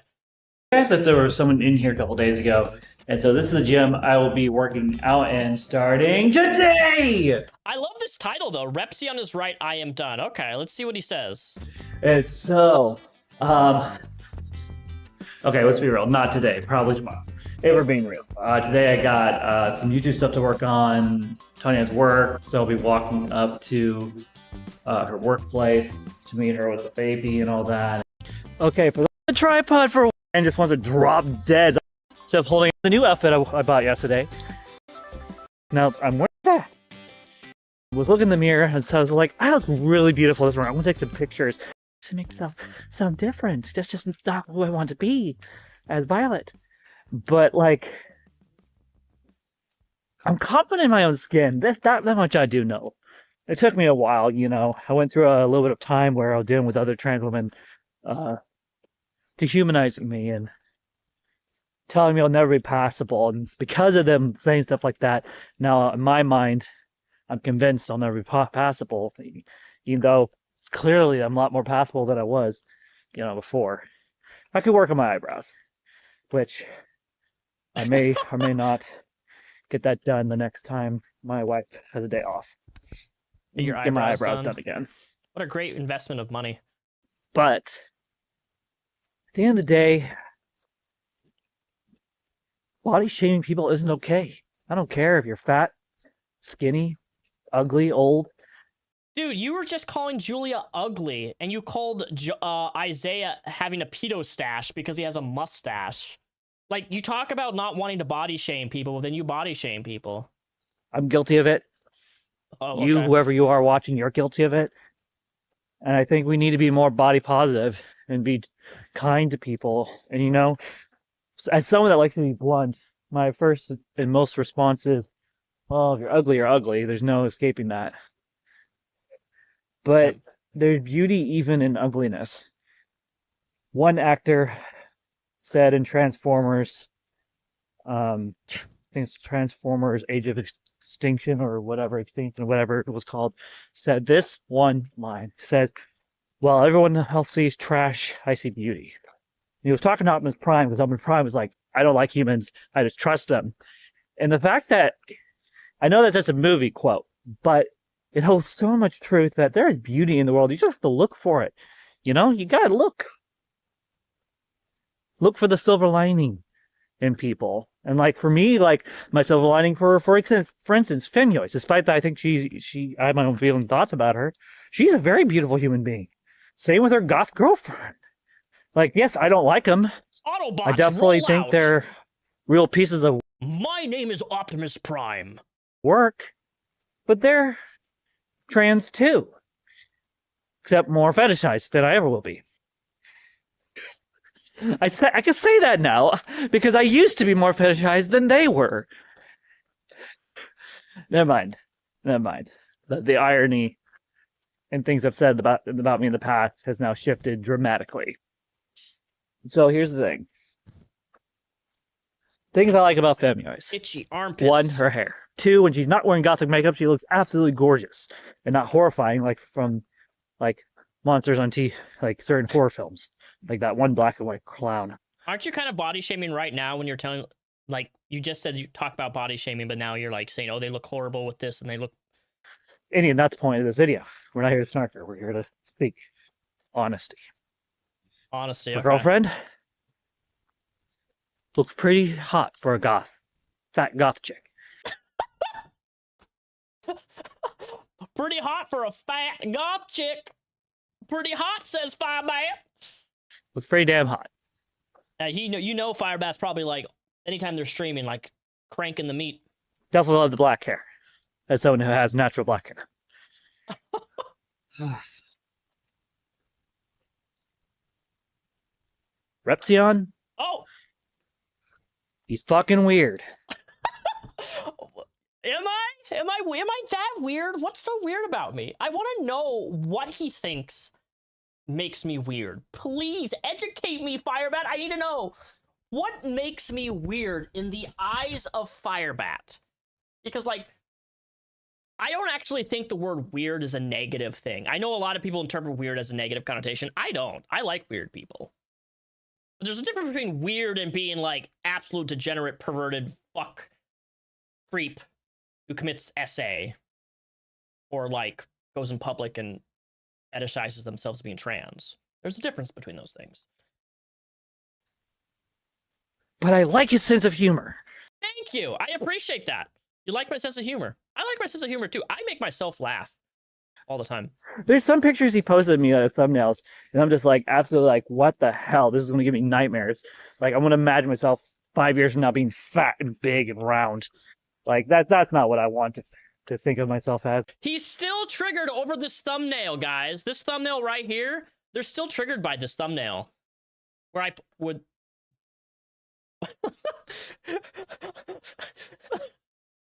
It's a thumbnail, dude. It's not that deep. 5 years down the road. But then, like, there's other pictures he posted. I was like, you know what? That's kind of funny. You know, like, there was one picture he posted that was, like, absolutely ridiculous. But it was hilarious because of the fact that, like, half my face had makeup, the other face half didn't. And I know what he was mocking when he was doing that. But it was funny because... It was a funny photo. See? Look, Firebat, you're learning to take the punches a little bit. Learn to laugh more.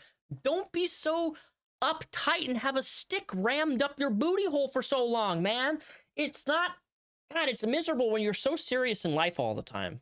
Also, if you guys like this live stream, please hit the $, hit the very first link down below, and become a member of the channel today. Please. We're at 17 out of 30 members. We're trying to get to 30 members. That's our something goal. that I need to work on. But, like, the other stuff he shares, it's just... It's not nice. It's not kind. Again, I don't really like him as a human being. I don't respect him. Well, thankfully, I don't care if nobody respects me. I don't care. Respect is something that's earned. And whether somebody on the internet, no matter who it is, big or small, respects me, I don't give a fuck. It means nothing to me. I don't value respect. These are my honest thoughts. Despite the fact that I think and feel a lot of anger towards these individuals, these are how I actually think and feel about them when I'm off camera. You know, I've been really focused on just trying to be this hateful person towards them. Well, because they've hurt me a lot, and so I want to treat them like shit. Because they are shitty people. And deep down, my brain thinks that they deserve it. Which, that may still be true, but doesn't make it okay. 2 wrongs does not make a right. You know? And I'm glad I finally got everything I need off my chest. I was even able to have a semi-straight-to-the-point, decent conversation with Repsion yesterday. So, I'm going to pause it right there. We need to go to my most recent video, which is the re-upload video, because this is what they're referencing, which I think is actually really interesting, because this is the first time I saw this. Can you guys see this okay? Can you see the comment? So right here, can you see this comment? Firebat commented on my re-upload stream they got removed. Firebat26, this is their official account. Hopefully you guys can see this okay. So a day ago they said, just because we believe it doesn't make it true. That's all I have to say to you at this point. And I said in reply to this, I said, what am I believing that isn't true? That I took your words in the moment exactly as you present them? I made it very clear that you two are not getting a divorce. Rather, you wanted one in that moment while being the instigator of this whole fight. What the fuck do you want? Quote from him. While she tried to ask you a question. If you want people to start believing that she starts fights, showing yourself starting a fight on live stream is not helping your case. And they replied to my comment saying, Repsion, as I said, just because you believe it doesn't make it true. And look, I'm going to be honest here. I actually believe this statement by Firebat. Just because you believe something doesn't make it true. I agree with this overall. But the problem is I don't understand what the fuck they're talking about. And I clarified. I said, and I replied to their comment, just because you believe it doesn't make it true either. Okay? And then they said, at least I can admit it, LMAFO, unlike you and the others. Anyhow, appreciate the feedback. And then I ask him, what are you admitting? Because this whole conversation, brother, it doesn't make any sense to me. I don't know what they're saying. Just because we believe it doesn't make it true. What am I believing in this video that isn't true? I don't know. And of course, they won't tell me what they're actually what they're talking about. And I just went in a full contextual circle loop. It's the most unproductive conversation. Like, I don't even understand what this conversation's about. What are you admitting here? At least I can admit it. That you believe things that just because you say something doesn't mean logically, I don't follow. Maybe I'm not smart enough to understand what they're saying. Or maybe they're just too stupid that they're not making any sense. I don't know. But yeah, that's what they're referencing when they say I had a conversation with Repsion. Yesterday. With Femioise, I finally was able to say, you know what, I had enough of her toxic ass. I'm not going to talk to her. You know? So I was able to resist the urge to go through with the obsessive need to have an interview with her. So I'm glad I didn't. You know, part of that, I believe, was God protecting me from this bitch. And I just... So it's not the fact that you have a choice or free will, it's God protecting you. Okay. I don't have to deal with that garbage. With Malcolm, you know, I may not agree with all their thoughts and feelings about me and how I should be on YouTube or in life. But in the day, they're pretty sweet. They're kind. If you get to know them. See what they're trying to do. They're just trying to help. You know? Mary Chu is an absolute doll. Despite the fact that she has venom in her tongue and how she treats people. Trough. Yeah, I got nothing really to say positive about that guy. There's nothing really positive to really say. Other than, you know what? That's a lie. That's a lie. I do have one thing positive to say. I am positive that he's hilarious, especially with the Buzzball song. That's the only thing positive I can find out of the puzzle. Buzzballs. It's just... He wants so badly to throw ambiguity in your words to confuse things, and that way they feel like they won the conversation by purposely muddying the waters in any regard.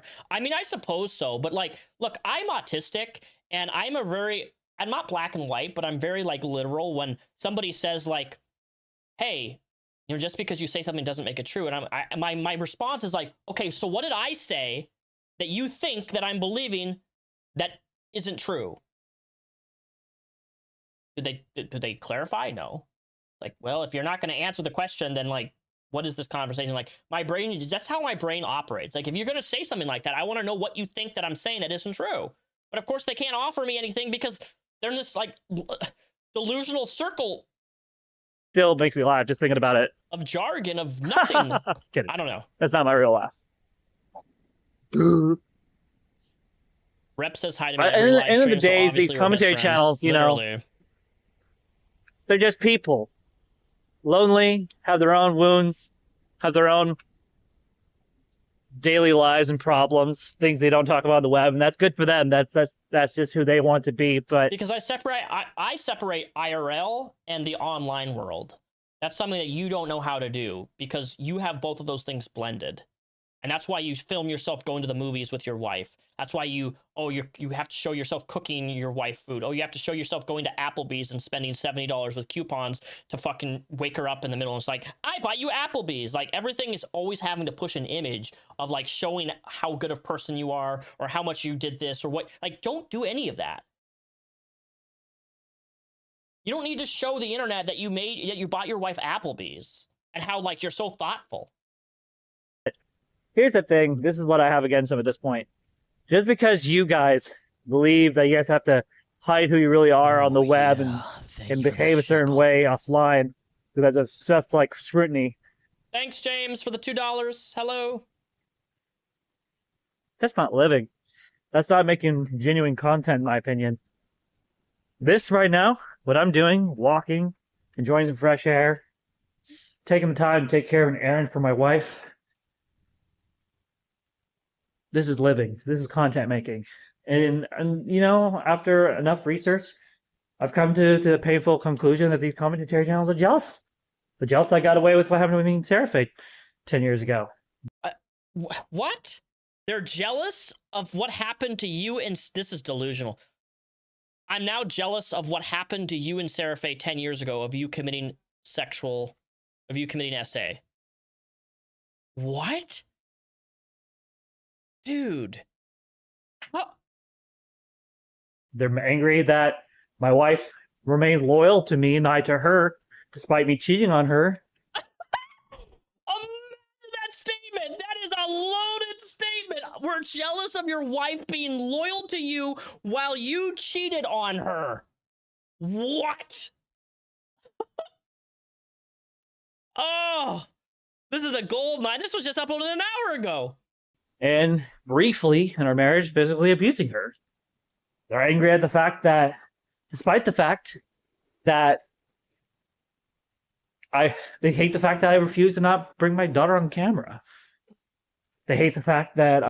I mean, your child deserves privacy and shouldn't be on the internet in the way that you do. So, like, I'm not jealous of, like, what? Your whole line is, we're all jealous of... No one is jealous of this. I think there's people on the internet that care more about your own child than you, and I can honestly say that because people who care about their kids wouldn't be putting a newborn on the internet like they do and then screaming on a live stream holding a baby like you did last week. That's why I can say confidently that I don't think that the internet cares more about the well-being of a child than you do. Because even then, the internet knows you don't do this type of shit. I'm so confident in my own skin that no matter how many times they bully me, I get right back up again and again and again and again. You know what they hate? They hate that. They won't say that on camera, but it's painfully obvious. Why else would they stalk me online? Well, because you're X, Y, and Z. No. It's because you're jealous. It took me a while to come to that conclusion. It took you a while to come to a conclusion that's utterly wrong. Look, I can't speak for other people, but you have nothing to be jealous of. I have nothing to be jealous of, Trans Firebat. Trust me, there is nothing of your life that I want. Nothing. But that's the truth. Is they're jealous of the fact that I am confident in my own skin.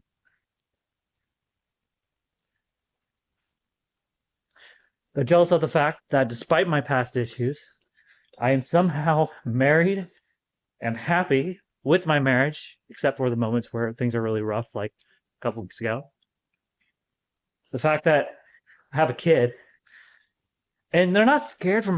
If you're truly confident, though, then but you're always hung up on how people perceive you, that isn't confidence. Absolutely. Exactly, Jess Amber Rose. This is self-talk. This is called delusions of grandeur of self-talk, where they just basically say things like, oh, I'm so confident, but they do care about what other people have to say, because that's why Firebat is on my videos. That's why Firebat could be possibly watching this live stream right now. That's why Firebat is in my comment section, is because you do care about what I say. Clearly, because the title even says, Repsion is right, I am done. So clearly,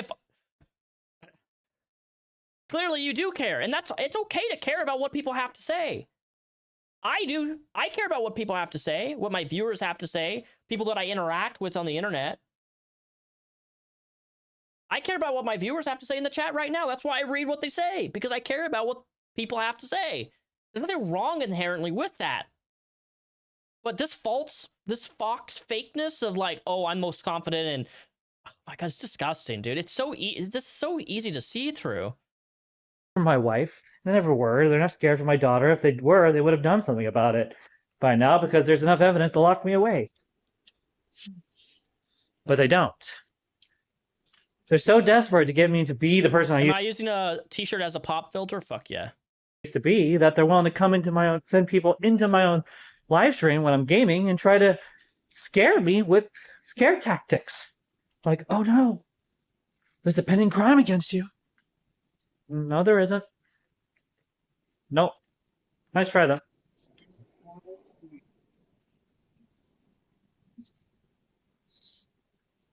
Oh no, Firebat.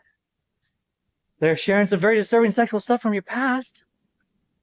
Okay, cool. That was 5 years ago. That's not who I am today. Oh, Firebat. They're going to have an interview with your past people that used to know you. What are you going to do about it? Absolutely nothing. Oh, Firebat. be careful. These commentary channels are coming with a... Nothing says confident than nothing says you're confident more than just constantly saying you're confident.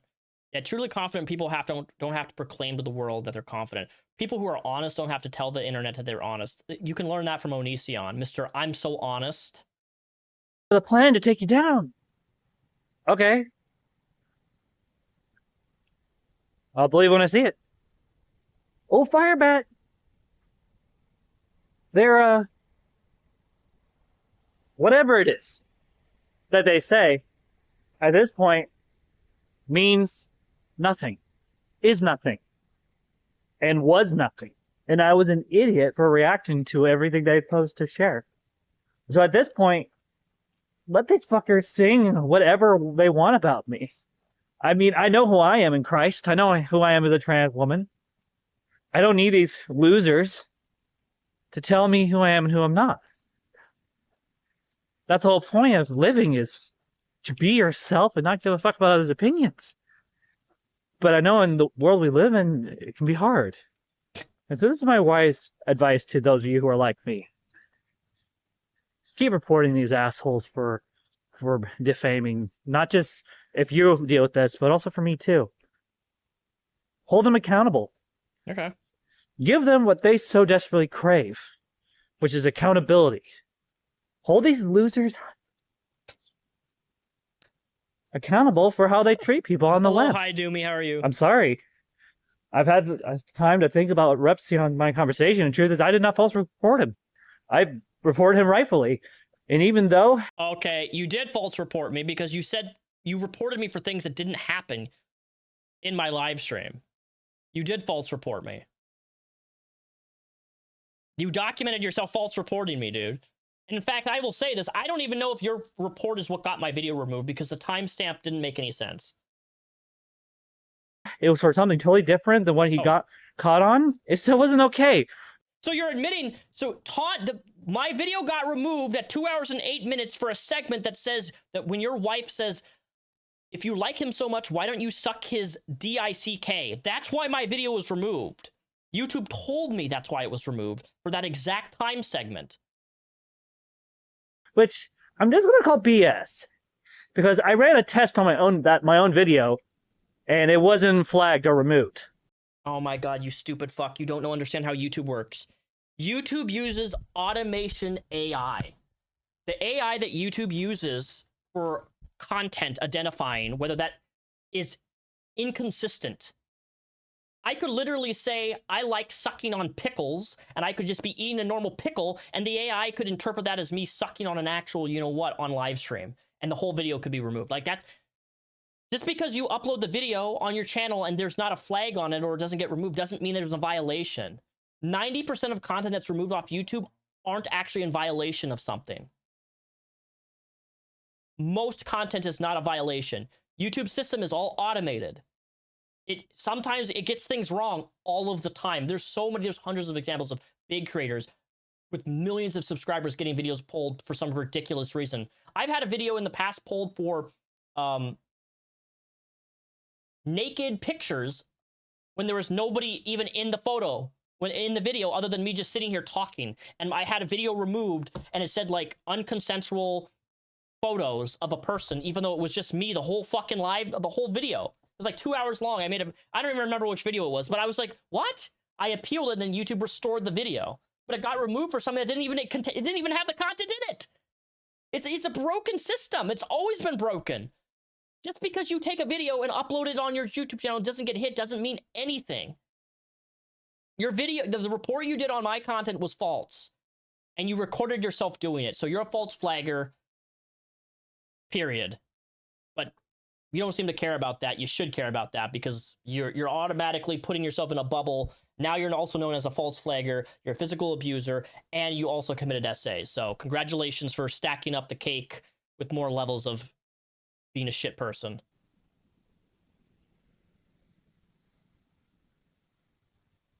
So you lied. Why is it that my video, which had my wife saying what he said in his re-upload, wasn't flagged, wasn't taken down? I reported my own video through one of my fake accounts. Just see what would happen. Because that's not how it works. and nothing came of it. So why is it my video got flagged, but his didn't? Which tells me one thing. Also, is a difference between a video is public and if a video is private and video is public, it's different. It could have been somebody randomly, not even Firebat, reported that segment, or it could have been the AI. I don't know. I can't prove it. I just know that that's the time segment that YouTube told me, and that's what it got removed. So I removed it, re-upload the video, and it's still up on YouTube. So I did what YouTube told me to do. I removed the segment. It doesn't make any sense because YouTube doesn't make any sense when it comes to flagging. Thing. Something I reported actually worked. So I ran another test. Just to see. God, he is so stupid. He doesn't understand anything. But not the point of this video. I'm not intimidated by bullies anymore. I'm not scared of people's opinions or thoughts. And above all, troll tactics, baiting me to go look at things, it's not going to work. If I look, it's because I'm genuinely curious, not because I'm scared or because I'm reacting like a retard. Without further ado, I think I've had a nice little walk here. I'm going to go inside and take care of my wife's needs and go home and take care of the baby for a little bit. And then hopefully, when the baby falls asleep, I'll do some Hogwarts Legacy. And hopefully by the time dealing. Okay, so this was was this a bait? I think this was more of a bait title. Repsion, I'm right, I'm done. I mean, it worked. I clicked on it and watched it, but that's all we got for Fire. Wait, what is this? So confidence, guys, confidence. Which I'm making a video.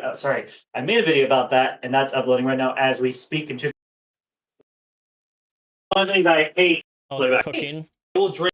Dude, I could give Firebat a lesson on cooking. Literally, their cooking skills are abysmal. I don't even want to watch this. I don't know why that's on there. All right, it is time to go to the Gabbie Hanna segment. So, for those of you who don't know, I made this video back in 5 years ago. The Gabbie Hanna Files, the Master Projection Episode 1, got 1.5 million views. This is a video on my channel. This drama was from 5 years ago, and now we're officially revisiting it because we got an update from one of the original people, Jen Dent. We're going to watch this, but first I want to watch Ready to Glare's video because this is going to just summarize things in a more easier to understand. Or actually, you know what? I don't know which video I want to... Do I want to watch Ready to Glare's video, or do I want to watch the original video that was uploaded? What do you guys think? Should I watch the original video that was uploaded was 44 minutes, and then there's the shorter version. Gabbie Hanna is facing her most serious accusation yet from Ready to Glare. I don't know which one I want to watch. I haven't watched either of them, but I guess we could watch the original. Why don't we just watch the original that was uploaded? Let me do...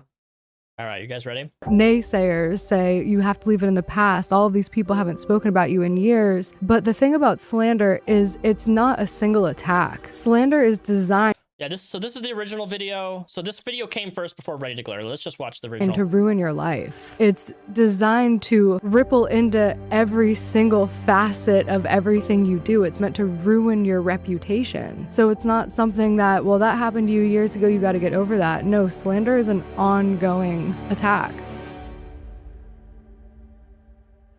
Are people tagging Jen in it? Like, are people tagging Jen being like, hey, did you this little girl? This cannot come from me, Gracie.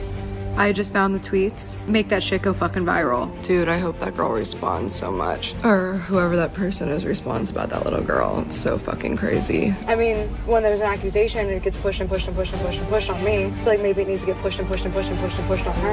Yeah. See if she finds. This music is annoying the hell out of me. Sorry, Jen. just put. I can't stand it when people use audio like this. Responds to it. See if people pick up on it. I just want to hear. I think she's seen that. Maybe tag people like Primink or Shannon or Not Another Drama Channel, that SM Creep show. Like, maybe start tagging them in that shit. Dude, fuck all these people. I really hope this person has some type of like evidence, Which I'm sure they don't. Like, that would have been years ago, right? Like, if Jen Dent was like being little girls, it would have been years ago. Like, what receipts are there? None. But I'd love to hear the story.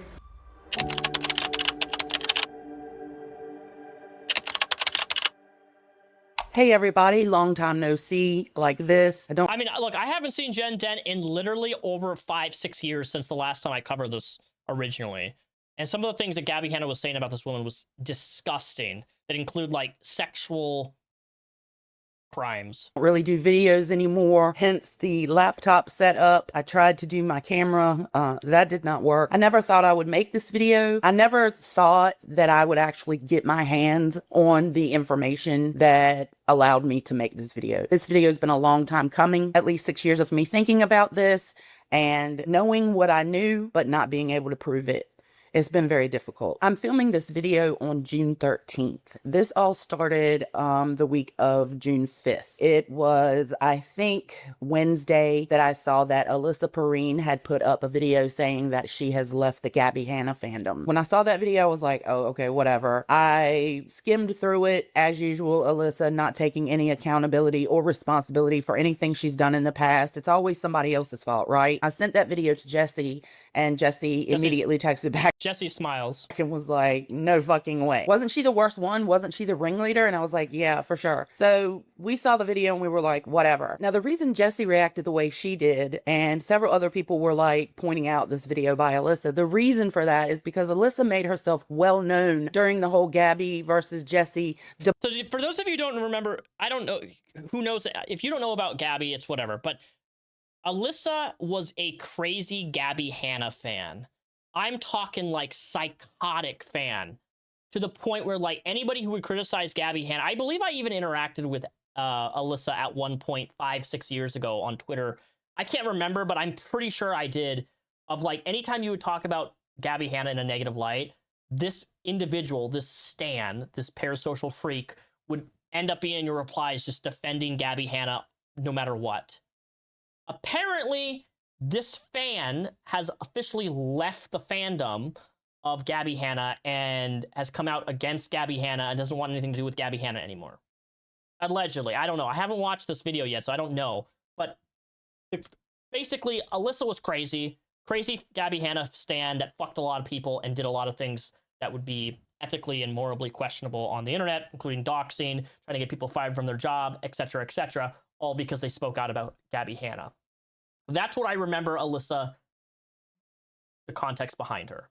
So, debacle for all those years. She made sure she was front and center at all times when it came to defending Gabbie, when it came to getting on Twitter and just arguing. Okay, so she's saying the same thing I just said. With everybody. It was an ongoing thing with Alyssa that a lot of people knew about. It was like Thursday, I think, that Vangelina Skov put a video up responding to that video by Alyssa. And I checked it out. Mostly I was reading the comments while watching the video. I was seeing a lot of people say, yo, this is not correct. Like, Alyssa is an actual psychopath who fucking harassed the shit out of people for years. We sat and watched this happen. And I remember seeing some of this shit happen. This girl's cuckoo for Cocoa Puffs. As I'm watching Vangelina's video, I'm getting annoyed, right? I mean, I hate to even use the word because I know everybody loves to make fun of it, but it triggered me. It was like, no, this girl has been an absolute fucking psychopath, harassed the shit out of me for years, and you guys are sitting here and allowing her the opportunity to pretend she didn't do any of this shit. It was at the end of the video when Vangelina started going through the comments on Alyssa's video that she was like, yeah, no, this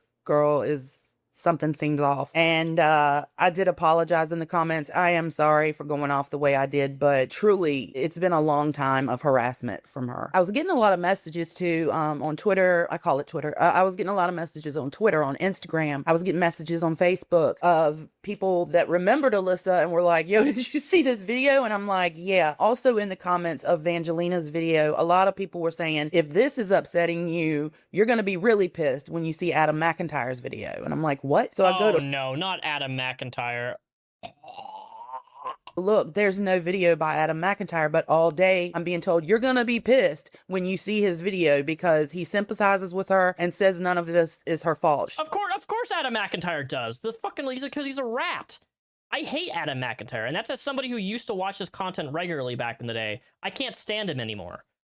she's completely innocent. She was a kid when all this happened. And I'm like, she absolutely was not. She was an adult. She was 18 when all this started. She's 24 now. And so that's 6 years of her being a constant little gnat, just buzzing around me, a little mosquito, just nipping. It's just been nonstop. These years have not been fun for me. Anybody that always says, oh, you get online and you talk about Gabbie all the time, or you only get online to talk about the stands. Yeah, I have a job. I'm a nurse. Y'all didn't take that from me, even though you tried. That is what this video is about. I'm going to prove what you guys did. I'm going to prove what Gabbie did. But these years have not been fun for me. I would rather not do this. I'd rather not talk about this. And that's why I'm making this video, and I want it to be the last fucking time I talk about the stands, I talk about Gabbie, or any of this shit. I'm so fucking exhausted from it. It is. Why about Adam? Because Adam is a very dishonest, lying, parasitic fuck.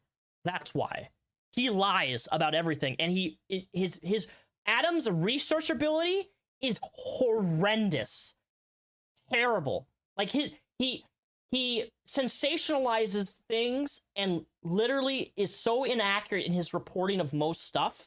And when he gets called out for it, or he does something to where like, he gets a backlash for it, all he does is just delete things, acts like it never happens. And if you're somebody on the internet and you talk about things, you have a large audience, you have a responsibility to present things accurately. You do.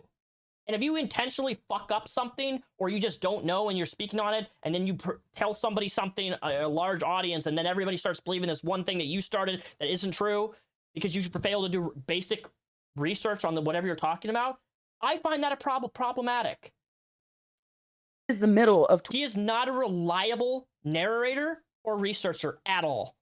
2026, and I'm still trying to get over shit that happened in 2025. I don't have the time or inclination for this shit. I'm exhausted from this. I'm fucking sick and tired of it, and it's gonna stop. I saw the video from Evangelina, and I made some videos of my own. I put them on YouTube. They're still up, and I also posted those videos on Twitter, and I also tagged Alyssa and said, why did you even bother making this video? Your ass is getting dragged in the comments. People remember you. I should have known better, because what did that do? That opened the door for Alyssa and maybe a handful of her friends who she says it's not her. I'm convinced it's her talking to herself. But then again, you know, there are a lot of crazy people out there. She has got a few friends and herself. They have been trolling me nonstop since about June 5th, and today is June 13th. I have had my job threatened. I have had them say they're going to call the State Board of Nursing. They have threatened my pets. And then there's always the video edits that come of me being compared to farm animals, me being called old, me being called fat, me being called ugly. It's nothing new. It's just the same thing. Wash, rinse, repeat. Yeah, you can block them. They make new accounts. Alyssa has multiple accounts. Just search her name on Twitter. You'll see what I'm talking about. So there's no need to block them. You can mute them, but they still find new ways to get you. If they can't get you on Twitter, they'll come to your YouTube. If that doesn't work, well, they'll just go to your Instagram or your TikTok. It doesn't matter. I could get offline, but I mean, should I have to? Like, this is a long time and it's still going. So then Adam McIntyre, in his infinite wisdom, decides to take the video that apparently he had done on live to an audience who was telling him he was wrong. He decided to then post that video on YouTube. So of course he did. Of course he did. I think that was Friday. I can't really remember, but that gave Alyssa even more leeway and excitement and stardom and all that stuff. So she could just spend the whole rest of the day coming at me all day long from every fucking angle. Because Adam, to everybody in chat, Eyes of Kalix says, to all in chat, he's fine butting up with someone as long as it suits him, but then leaks DMs when somebody is canceled. He's a snake. I don't even care if he was right with the JDE. Gave her license to do that. Adam took the video down later on Saturday afternoon, as he should have, and to this day, he has not corrected himself or said anything. Adam, has he? Probably still hasn't, because I've never seen him ever take accountability for anything he's ever done or said. I mean, I could be proven wrong on that. I don't know. I'm not a research expert when it comes to Adam McIntyre, but everything I've seen, I've never seen him, like, when they have fucked up, like, come out clean about it. The fact that they even made a video in defense of Alyssa is fucking batshit crazy, especially with how much shit on Alyssa there is on the internet of her, like, psychoticness. Like, fuck, man. Adam, you know, I've watched your channel. I like you. I think your channel's cool, but you don't have to put a video out every day. You could take a break. You could research what you're talking about before you put it up. I mean, she's already saying what I said. Because somebody like you who has as big of an audience as you do, you have a responsibility to look into what it is that you're posting. You posted a person who has harassed me, who has forged my name, who says I doxed them, who has absolutely said some of the most horrible shit to me and my friends and done some of the most horrific shit. And you gave her an audience and you said that none of it was her fault. And to this day, you still haven't said anything else about it. Not that I expect you to. But I have to say that you posting that video really did spark a fire in me that put me into motion, and a lot of things have happened because of it. But before I get in, Look, at the end of the day, if I have somebody here who likes Adam, you're allowed to like Adam. I don't like them. That's fine. I'm not gonna be mean to somebody who dislikes, like, everybody has their preferences, but I'm just telling you why I don't like Adam. They are a rat. They are not somebody to be trustworthy. They are somebody who flip-flops. They're not consistent. They do terrible research ability on the things that they talk about, and everything, a lot of what they talk about is sensationalized, and I don't like that. Plain and simple. Into everything that has happened after the video was put out, let me refresh everybody's memory on Alyssa and how I met Alyssa and how I even know who the fuck she is in the first place. I'm not even going to try to remember what was going on between Gabbie and Jesse at this specific time. It was summer 2020. We're on Twitter a lot. There's a lot going down. And yeah, I ran my mouth constantly. I'm never going to even say anything different. I have always talked shit about Gabbie because Gabbie deserves it. Gabbie is a piece of shit. Gabbie is the worst fucking person on this planet. So yeah, I was talking a lot of shit on Twitter, and there were a group of stans that were just absolutely asinine crazy. The main one that I remember is Alyssa. Yep. I remember that photo. I remember this picture. There was a girl named Skia. There was somebody named Tyler.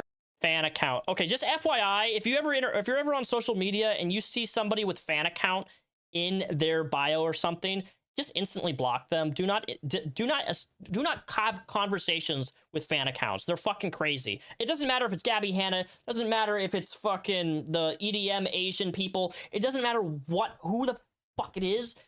Do not engage with fan accounts. They're psychotic.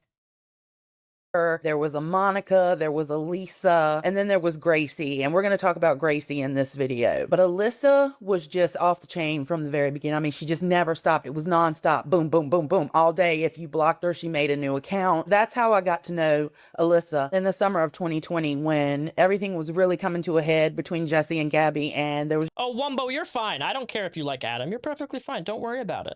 If anybody's in chat's making you feel defensive, it's fine. People are allowed to disagree. People are allowed to like who they like. I'm never gonna, yeah, just, it's okay. Just so much shit going on, and Alyssa was just front and center, just constantly, again, harassing, trolling, saying the nastiest shit, talking about shit she had no idea. They all do that. They all talk about the Gabbie and Jesse situation as if they were physically present in every room of every situation that went down. They know more than anybody. You can't tell them shit. And throughout all of this, I saw that she does music, and I use that term very, very loosely. She had some music videos up, and so I went and looked at one of them, and my God, and I ended up posting it and just like saying, oh, this is a bop or whatever. I eventually was like, I'm just kidding. This is absolutely fucking horrible.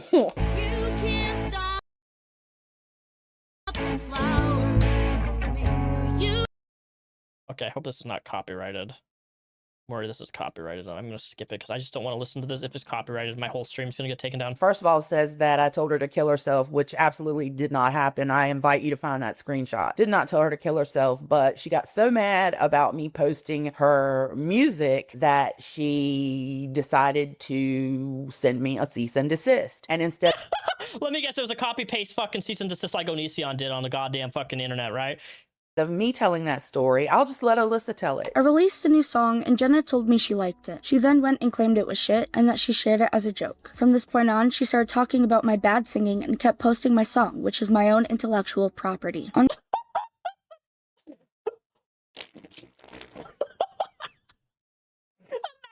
intellectual property. You fucking retard. On August 10th, I sent Jen a cease and desist for intellectual property, and on August 11th, she responded with her signature. Jen likes to tell the story as if I forged her name onto a cease and desist, but what she always fails to realize is that she sent her email titled Response with an attachment. I advised a legal notary, and I advised a lawyer after the fact just to make sure. I was in the clear. On August 12th, Jen sent me a cease and desist for defamation. In this, she asked me to, and I quote, "Please find attached a request to cease and desist defamation, slander, and or libel. Details are in the document. Sign it and send it back to me. My lawyer is involved now. Thanks." I replied by telling her to kiss my ass. She replied by telling me I had 10 days to sign it when it comes to my door. This confused me because first off, she doesn't have my home address. And second, mail? What? You have my email. You can do literally what I did. It is just as valid and just as legally binding. No, actually. It is. I love it when people think they are so smart. So, serving somebody, like you can send somebody a legal document, like a cease and desist through email, sure. But like if you're actually going to serve somebody, you have to serve them legally. There's certain ways that you serve people.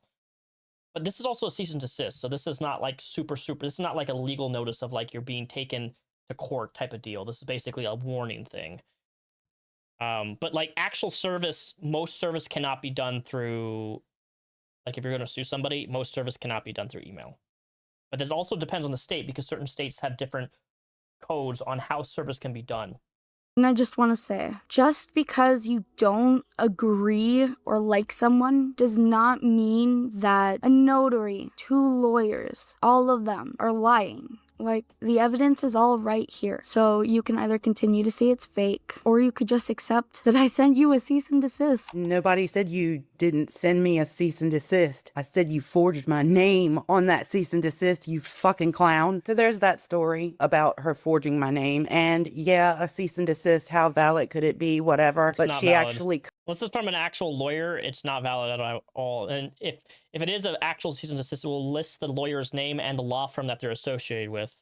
Cut and paste my signature onto that document. And in that document was like a list of things I had supposedly done, like offenses, and then a list of things that I agreed to. And she put my name at the bottom, and that just was not cool with me.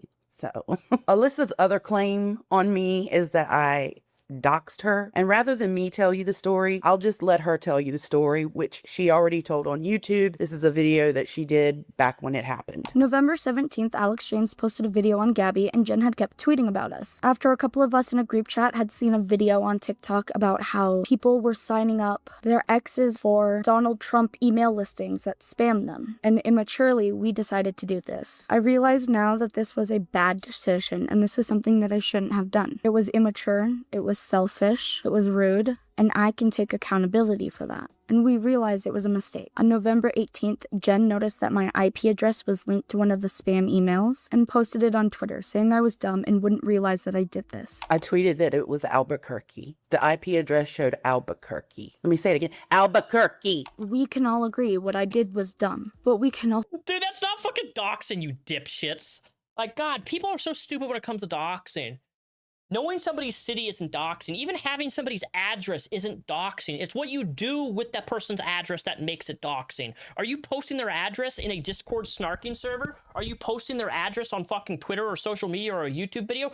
It's what you do with the information. If getting somebody's address is doxing, or getting somebody's city that they live in is doxing, if just getting that information is doxing by default, if that's the definition of doxing, we've all doxed somebody before. Every single one of us. Also all agree that swatting is a serious and dangerous issue in America right now. Come here. Come here. Nobody is going to swat you. What the fuck are you talking about? And posting my IP address like that could have gotten me injured or killed. You're not gonna find where somebody lives out just for the fucking IP address. Sorry. They don't know anything about IT stuff. Doesn't work that way. You're not gonna be able to find where somebody lives based on an IP address unless you're fucking probably working for the CIA or FBI. Most people don't have that type of technology or software to use. Okay? It exists. You can get it. The FBI can do it. The CIA can do it. But like you, average me, tech people, no. We're not gonna be... Your IP means jack shit. The most I can do with your IP is I can knock you offline, and I can fry your router. Don't tell me how I know how to do that, but I could do that, but that's about all I can do. I'm not going to be able to find out where you live with your IP, idiot. That is not okay. On November 27th, Hello Leash made a video on the Gabbie Hanna fandom about the emails and how toxic we are. I remember waking up one morning and Jen being like, ugh, they signed me up for like 10 spam email lists. And I was like, who? And she was like, the Gabbie stands. And then I, for some reason, had like a sinking feeling in my stomach. And I checked my email and I had, if I'm not mistaken, like something like 54 email lists. And I remember the timestamps on when the emails came in because these people were signing us up on these email lists, these spam email lists, but you had to confirm. So they would send you a confirmation email. You would have to confirm that you actually want to sign up for those lists. And then those confirmation emails also included IP addresses. I remember noticing that it was like, it would start at like midnight and went till like... What Billy Joe just said, for those of you who don't know, when this went down originally, Jen and Jesse Smiles were good friends. Gabbie Hanna took up for Jesse Smiles' essay, Assaulter. Exactly. That's what started everything. 5 or 6 in the morning. Like, these people were up throughout the night just signing me and Jen up for these email lists. We deduced that the people most likely responsible for this were Alyssa and Skia. I think it was Jen that said, yep, the IP address that was on this email says that this person is in Albuquerque, and we know who's in Albuquerque. There you go. You add 2 and 2 together. And if I'm not mistaken, Alyssa is referring to that as doxing. A lot of us were doxxed for defending her. Albuquerque. So that's basically it on Alyssa. Really, this video is not about Alyssa. I would like to get into what happened after Alyssa's video, Evangelina's video, Adam's video, and Adam's video being taken down, the constant harassment and trolling that has been going on since the 5th, and what all has happened since then. Like I said, I was getting a lot of messages, a lot of different places, and some of the people that were messaging me were stans that I recalled their name. They knew me and they contacted me and told me who they were. One of the ex-stans is called Prince. I fully remembered that username and the way that this person talks, and this person got in my inbox and started talking about the whole thing and explained how they were very, very young when all of this happened, but they were watching and they remembered all of this. And this person helped me a lot with like remembering usernames or specific people or specific posts. One thing this person said was that Gracie was pretty much used by Gabbie and discarded. And I do have an old comment that was put on one of my videos regarding that. I know the lore with this one, sadly, as someone that used to support Gabbie. There was a fan named Gracie that Gabbie manipulated into thinking Jen was a rapist privately in DMs and managed to make Gracie speak up publicly and spread this allegation. So, Gabbie watched Gracie. This was a thing when the Gabbie Hanna stuff was happening. Gabbie Hanna, from what I remember when I talked about this, was like getting viewers of her own to like go and harass people and make accusations against people and to push accusations against people. So she was like using her audience. Like, imagine if I told everybody in the chat right now to go, like, I don't know, call PewDiePie, to just lie about PewDiePie. Like, oh, PewDiePie, you know, punched his kid in the head or something. Like, just something outrageous, right? I'm like, I want my viewers to go over to PewDiePie and tell him that he hits his kid. Like, that's manipulative. That's super fucked up to use your audience as a way to manipulate people to push false accusations. It's super fucked. But Gabbie was... I hope this video proves this. Because, like, that's what Gabbie was known for, really pushing forward her stands to harass people.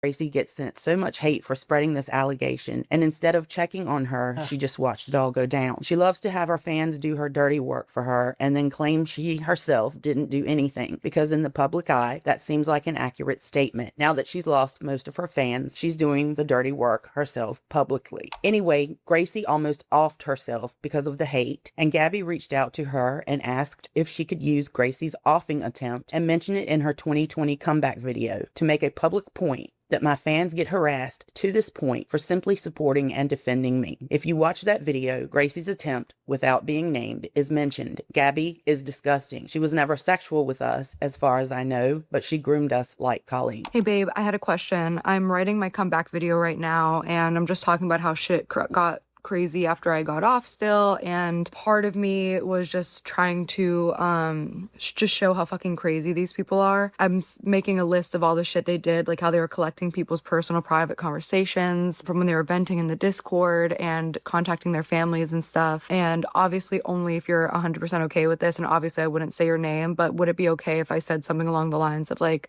one of my fans relapsed with self-harm and attempted suicide because she was under extreme duress from these people? Obviously it's only if you're 100% okay with it. One of my fans who's been along the ride, oh god, she's been around for fucking ever, she's the fucking best. She had a relapse with her self-harm and attempted suicide because they contacted someone they shouldn't have and put her under extreme duress, and now she's in a rehabilitation center. Like, this is not some weird troll internet fun. These are seriously dangerous people, and I'm not even here, and every day it's a new drama that they're trying to create still. So as far as why would, okay, first of all, I didn't, that is like, that's fucked up to use like a viewer's like relapse as a push. Oh my god, that is weird. That is so bizarre. I mean, even if she got consent to do it, to be like, oh, my viewer is relapsing, it's because so and so harasses me, or on the like, okay. Gracie goes, I honestly always felt bad about That's that. messed I up. did recognize that for whatever reason, this adult had been encouraged or influenced to do this. What Gracie initially tweeted was, guys, I think Jen may have somebody, or guys, Jen may have someone, and she retweeted. I remember this. So when I covered this 5-6 years ago, this was all over social media. Gabbie was pushing fans to say that Jen committed SA against a child. Completely made up. Tweeted that tweet from that crazy account that literally to this day I don't know who that is or what they're talking about. To be honest, I think Gabbie is behind that account. It's just totally crazy that somebody would tweet all that and then just disappear, never respond to any questions. Like, I myself even sent that account a message and was like, who are you and what are you talking about? So I just truly believe that was Gabbie or Peyton that made that account. But I always felt bad about Gracie because as a nurse and just a person in general who has dealt with many things in my own personal life and with people I love and know, I know what it's like to struggle with something and then to just have things piled on. I know what it's like to act out when you're not happy in life or things are not going well or you feel like you don't have any control. And so I felt bad for Gracie, and I always did feel guilt if she had to go to any kind of treatment for anything I said or did, because I really did go hard at her. But people were literally calling a job I didn't have anymore. And something I've never told anybody, I don't think, is that I had interviewed for a company that I had worked for in the past. This was in the pandemic when all this happened. I had already lost my second job that I had to make ends meet because of COVID. That company shut down because we weren't allowed to go visit people in their homes. And so I had interviewed for a position that I had in the past. And it was a really good interview. I had great references. There was no reason for me not to get the job. I was told, we'll call you back next week and basically let you know. And I never heard back from them. And I even reached out to my reference who worked there, who had like told the people about me. She's like, that's very strange they never called you back. Well, these stands had called that place based off of my LinkedIn, and I had worked there in the past when they called them. So maybe that had something to do with it. But these people were actively calling my job. Man, I wish I could have a LinkedIn. But I don't have a LinkedIn, even though I probably should have one. Because I'm too paranoid. I can't have a LinkedIn because of who I am and social media. People find out where I work. I mean, it's not actually that hard to figure out where I work. I've talked about, like, I work in downtown Seattle, so it's not hard. There's only like 4 or 5 bus companies that work in Seattle. But like, I just don't want people to contact past employers or shit like that, because like, it's such a separate part of my life. And if you are somebody who are an influencer or you have a large audience, you probably should not have your LinkedIn public. Period. Or a job I didn't have Protect anymore. yourself. And they were bragging about it online. It was just also how much it was being retweeted, how much it was being stated as a fact. There were articles going up online about it. You know, the people that follow online drama, there were articles up until maybe a year ago or so. If somebody was Googling me and like put the time in and would scroll enough, these things would come up about Jen Dent and a allegation. And so it has bothered me ever since it happened. I think what was different this time about getting annoyed with all of this and the being trolled and everything is just the fact that I've been going through a lot in the past year and a half. My life changed drastically, and like, this is not a sob story, but like, I have friends here, I have a job, but I'm alone a lot, which is a reason I'm moving back home. That wasn't the plan when I moved here. And so I don't have a buffer to like talk to anybody about this. And I have enough going on. Like, I have animals I take care of, I have a job, I have to take care of myself, which, you know, that's a whole thing, but like, it just hit different this time. And not only did it hit different personally, but this psychopath is being listened to. I'm talking about Alyssa is being heard out, and in some cases being painted out as the victim. And it just truly pissed me off. It pissed a lot of people off, enough to where they were messaging me about it. And in talking to Prince and bringing up Gracie, Prince was like, you know, I really feel bad for Gracie. Like, she's hardly even online anymore. She just kind of disappeared after that. And I'm like, I feel bad for her too. Wish I could talk to her. And Prince says, well, you should try. So that's what I did. I decided on June 5th I had had enough. Seems like it's never going to stop. What else did I have to lose at this point? So I followed Gracie on Twitter. And then I sent her an email. Hi, Gracie. I hope you are doing well. I was hoping to have a conversation with you. I would like to talk about the tweet that accused me of sexual assault. It is my belief and understanding that there was heavy influence surrounding that situation, and I would really like to understand better. I'm not mad at you. I'm mad at the situation and the never-ending cycle of Gabbie showing up every few years writing or attempting to rewrite the story. I would appreciate a conversation that could bring clarity and closure to both of us. If you are not comfortable, I understand. Just know that I believe this could stop the cycle for once and for all. Thanks, Jen. And Gracie wrote me back. Uh-oh.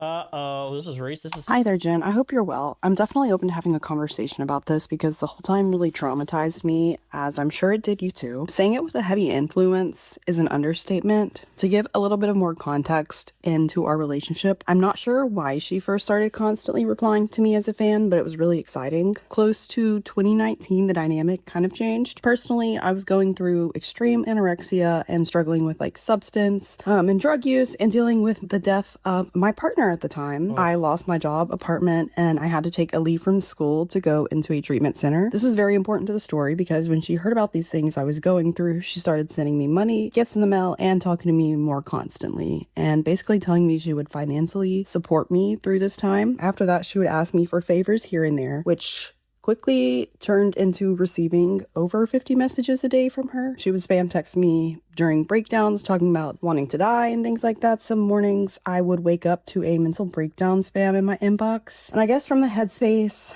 and the amount of substance use I was engaging in, plus the money and the attention, she had me doing everything for her at a certain point because she had me genuinely believing also that she was innocent and that she innocently needed the help. We would video chat using this app, and I did save all the messages, and I have everything, including videos of her finding evidence and begging me to post it. And then fast forward to when the drama channels heavily picked up on this, my issues and usage had led to me being in a residential treatment center. I will say the online drama definitely triggered me, but I had so many untreated issues still that I was dealing with, which was the main thing, my eating disorder that I was going through. And while I was in the hospital for my behaviors, she asked me if she could use my mental breakdown for her comeback video.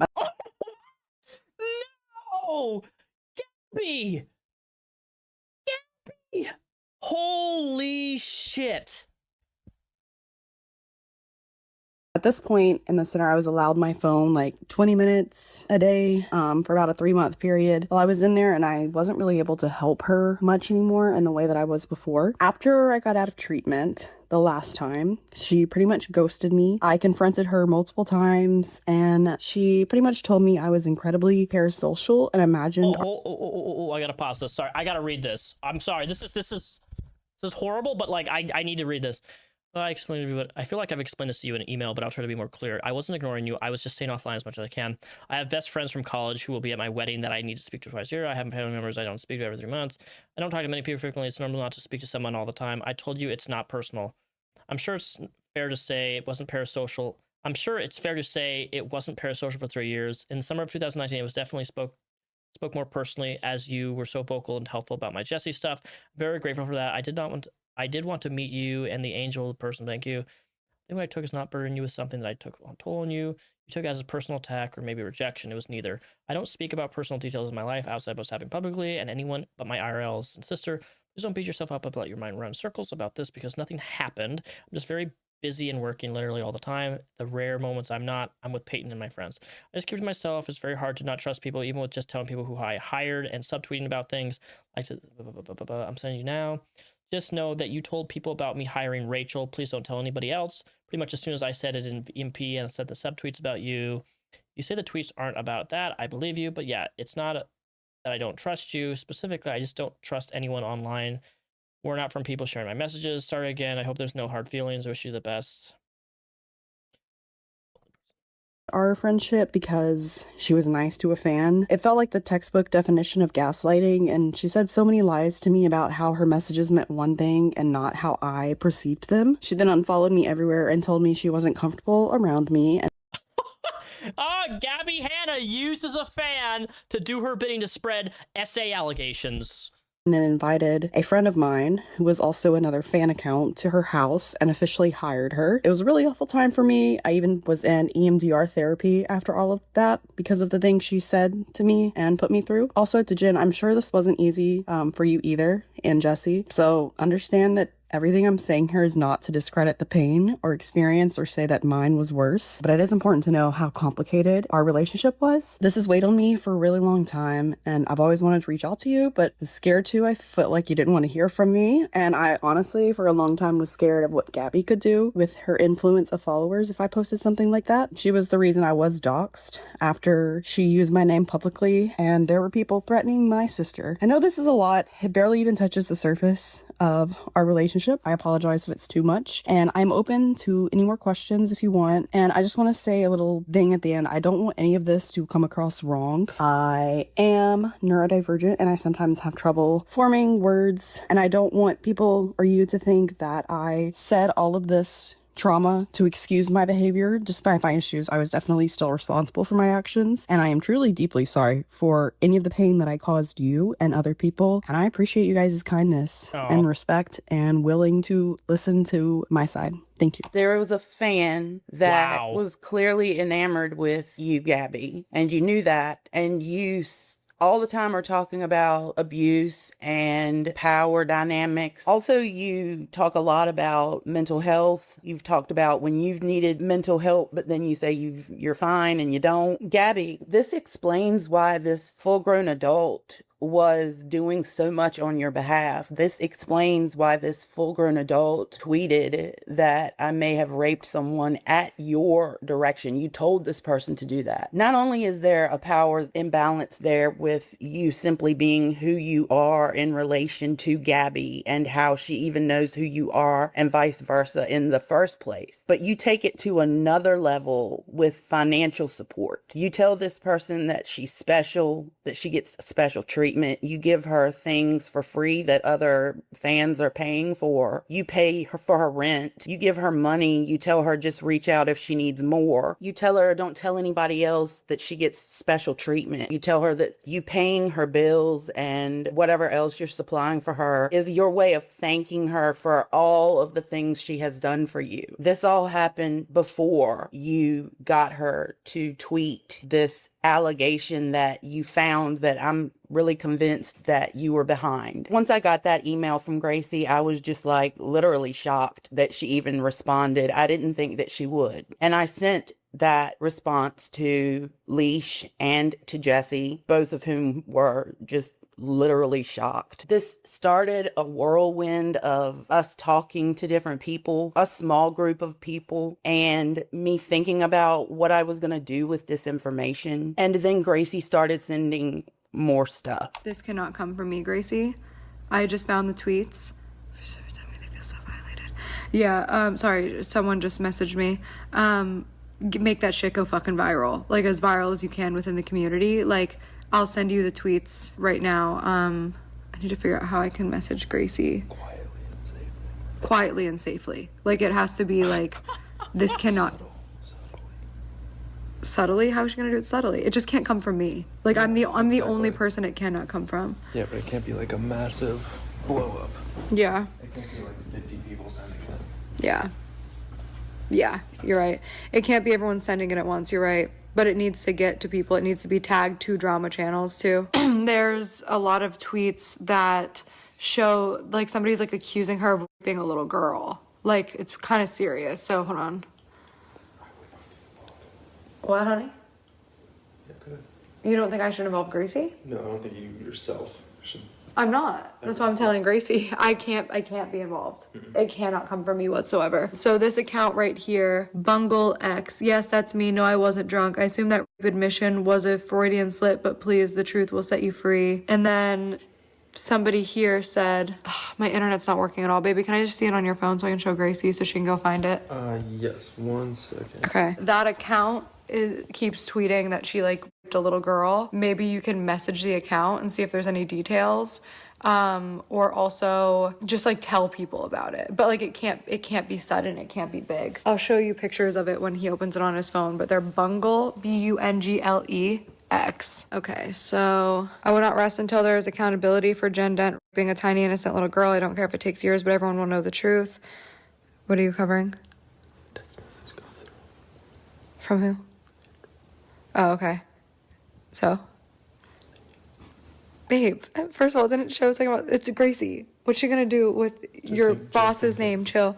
So this is one of them. And then what was the other one where it was like you took girls to the little den? I guess this is some idiots talking about her raping my friend. Remember when people called you Jen to the rape den? Your followers really deserve to know what you did, so own up, hypocrite. So yeah, I don't know, but get people on it. See if you can like get some answers. I have a drama channel looking too. Dude, fuck all these people. I really hope this person has some type of like evidence, which I'm sure they don't. Like that would have been years ago, right? Like if Jen Dent was like raping little girls, it would have been years ago. Yeah. Like what receipts are there? None. But I'd love to hear the story. There's no fucking receipts for anything that they accuse me of, so. I'm literally shaking. I had to take my medicine for anxiety just to do this. You would love to hear the story. You would love to hear the story of a little girl being sexually assaulted. Of course, the lesbian assaulted a little girl, right? Right, Gabbie? But you'd love to hear the story. So that is so disgusting. Honestly, I think I may have to make a dedicated video about this. I think I may have to make an actual dedicated the Gabbie Hanna Files episode 3. That video that we just watched is everything. I could literally make a 30-minute video just based on that one leaked video that Gabbie had that I've never... That is truly psychotic to try to use a fan to push somebody abusing a child. I haven't talked about Gabbie Hanna in fucking 7 years. This is disgusting. Gabbie Hanna has a psychology degree. I mean... So she needs to get people on it quietly and safely because it's kind of serious. She can't be involved, but get the details. There's no concern here about this fictitious child. Meanwhile, we got Peyton over here in the background. Peyton Saxon. He's a medical sales consultant. I don't really remember exactly what company he works for. You know, Peyton, who painted himself and was painted as the ever concerned and so supportive boyfriend who was so worried about her mental health, and he just hated that any of this was going on. He even sent me a DM one time on Twitter telling me to stop cussing at the kids or something like that. But Peyton found this on Twitter, just found this and gave it to Gabbie, and is in the background talking about being quiet and safe and subtle. Are people tagging Jen in it? Like, are people tagging Jen being like, hey, did you this little girl? Because like, low key, if we put a lot of pressure on her about that, is that a good thing or a bad thing? Because like, what if she speaks about it herself? You know what I mean? And then people start looking into it like, well, why are people accusing you of being a little girl? Because like, that's so random. So like, should they be pushing her to do it or no? That's what they do to me. There's an accusation. I thought you meant Gracie. No. I don't know what the right thing to do is. I mean, when there's an accusation, it gets pushed and pushed and pushed and pushed and pushed on me. So like, maybe it needs to get pushed and pushed and pushed and pushed and pushed on her. Yeah. See if she finally responds to it. See if people pick up on it. Yeah. I think she's seen it. Maybe tag people like Primink or Shannon or Not Another Drama Channel, that SM Creep show. Like, maybe start tagging them in that shit. Yeah, of course she's seen it, babe. She's so obsessed with Twitter. Like, she stalks that shit like crazy. I don't know. Yeah, they need to push me, right? They need to be pushing me to respond to it, because anytime anybody says anything. Have all the TikToks Gabbie Hanna made with being manic throughout. Is that recently, or was this back when this stuff was happening 6 years ago? Because I remember she made a bunch of TikTok videos being manic. I remember that. About you, they push you to talk about it, right? Dude, I hope that girl responds so much. Or whoever that person is responds about that little girl. It's so fucking crazy. Thanks for checking into it. This person, I doubt they're gonna want to talk to like random pages. They're not my fan, but... Yeah, this little girl who got is probably not my fan, so good luck with us getting any info. Ooh, this is my favorite one. Feel free to share this information with anybody who's worried. They have absolutely no case. They couldn't do anything even if they wanted to. In order for anything to be considered like defamation or slander, or for any type of legal action to be taken, one, you would have to publish it publicly. So like you would need to write a book, make a YouTube video, tweet, this person did this thing. Y'all made sure to put it all over Twitter and retweet it and pass it around like it was factual information. Which you haven't done any of. You haven't like gone out of your way to be like, this person... Dude, I can't, dude. It's crazy. Dude, I don't think I've ever really experienced this on YouTube, where like we all thought this thing about Gabbie Hanna from 6 years ago, and now officially as of June of this year, 2026, we have confirmation that our speculation with no evidence is now turned to actual evidence of her doing exactly what we thought. Well, we couldn't prove it. Jen Dent couldn't prove it. I couldn't prove it. Nobody could prove it that we thought this was happening. And here, Gabbie Hanna was the one orchestrating all of this, pushing that Jen was harming children and abusing children. Like that, I think I'm going to make a Gabbie episode 3. I've never made a third X-Files video, but like, honestly, this is such a serious thing. And this is such a thing that makes me so angry when people do this, using a fan like this to push sexual allegations. It's not even allegations, to put defamation. I don't use the term defamation very often, but that's what defamation is. This person. So you're good. Second, they would have to prove that you did it knowing that it was a lie. So like if you came to me and you were like, hey, like I know that Jen didn't actually do this thing, but I'm gonna like tell everybody she did this thing. Like, are we in this together? Okay, great. Like you would have to prove that that happened, because them saying it's not true, like the reason defamation is so hard is you have to prove that the person knowingly lied. So like in my malicious intent is what it's called. Case. In my defamation case, and the reason I got a settlement is because they admitted that what they said about me wasn't true. And like, you know, a lawyer doesn't really want to go to a fucking trial, a jury trial, when the person's on record saying, hey, I don't actually believe what I'm saying.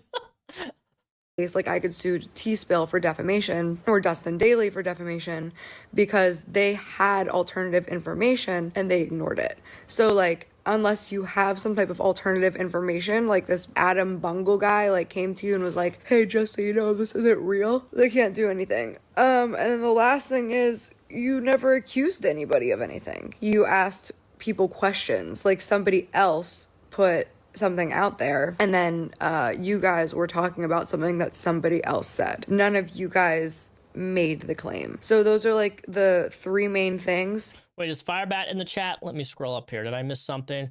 Trans Firebat says, I found a dancing troll in Hogwarts Legacy, guys. Haha. Thought the music was perfect. What the fuck does that have to do with what I'm talking about?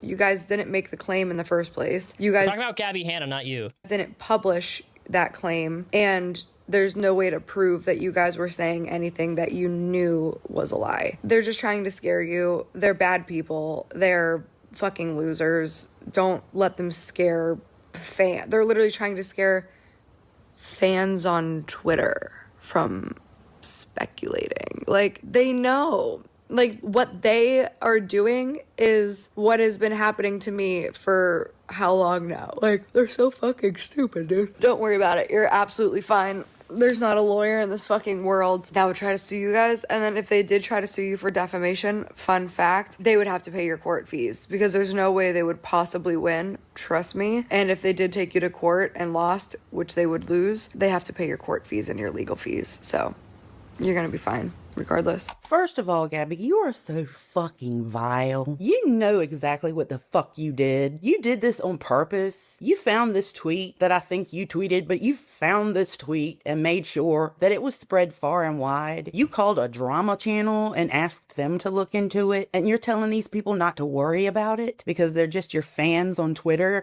That's where it was tweeted, Gabbie. That's where this whole thing happened. Gabbie, you're so disgusting. Wash your fucking hair. Then you just disappear after all this. You send little apologies, emails, and videos, but you disappear and you just leave the fans to deal with this. You leave Gracie to deal with this. Gracie's in treatment. Hey, wow, I'm so ugly, holy shit. I just want to apologize for really involving you in so much. Like, I know that, like, we're friends, and I was, like, leaning on you as a friend, but it was still it was just too much, and put you in a compromising situation. And I guess in my head, I was like, oh, well, Gracie's, like, relatively anonymous. Like, she's just... I'm on the toilet, by the way. Like, nobody's... What?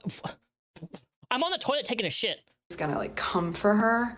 And obviously I was wrong, and obviously it's just like, I know you're saying that's not the reason you're gone, but it's just, it was a lot. So I just wanted to say that. Turns out Gracie's not even in treatment for this. Gracie told you she was in treatment for other things outside of this. You asked to use her story as an example of how I went out of my way to ruin other people's lives. You just disappear. You fully acknowledge that. You've acknowledged that many times. And then Gracie reaches out to you and she's like, can we talk? Like, what happened? And you just blow her off. Tell her that she's acting incredibly parasocial, that basically you don't trust her. That's like why you don't talk to her anymore. You're sorry if she took it some other kind of way, but like you were just trying to help her or show her appreciation. But at the same time, you're apologizing for putting her through this. You make this girl feel crazy. You completely ghost her. She basically gets offline because she just can't deal with it. She doesn't even reach out to me. It takes all this time. It takes you coming back online and talking about Jesus and God. And, you know, Gabbie, when you were gone, we didn't talk about you or think about you. I know that drives you crazy, but it's the truth. I've had too many other things going on. People are raising families. People are out here being happy or fighting for their lives or both. When you had moved and gotten married, I was like, cool, that's cool. Wish her the best. When I saw that you were working in the real world, I was like, great. That's the extent of it. When you came back, I didn't even know until you decided to come back and use your new Jesus platform to still disparage, defame, and slander people. You talk about slander. Naysayers say you have to leave it in the past. All of these people haven't spoken about you in years. But the thing about slander is it's not a single attack. Slander is designed to ruin your life. It's designed to ripple into every single facet of everything you do. It's meant to ruin your reputation. So it's not something that, well, that happened to you years ago, you got to get over.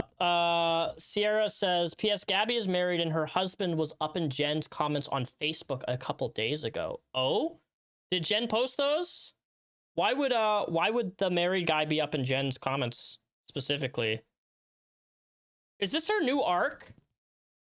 Is this her new arc? Give me a second here. I need to see something. I need to... Gabbie Hanna.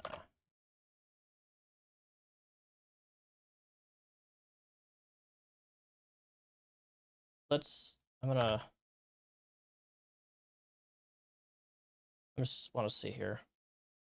Hi. So I had another spiritual dream last night and it made me feel so good and I just wanted to share it. This one really stuck out to me and the timing of it was very interesting. As somebody, what is happening?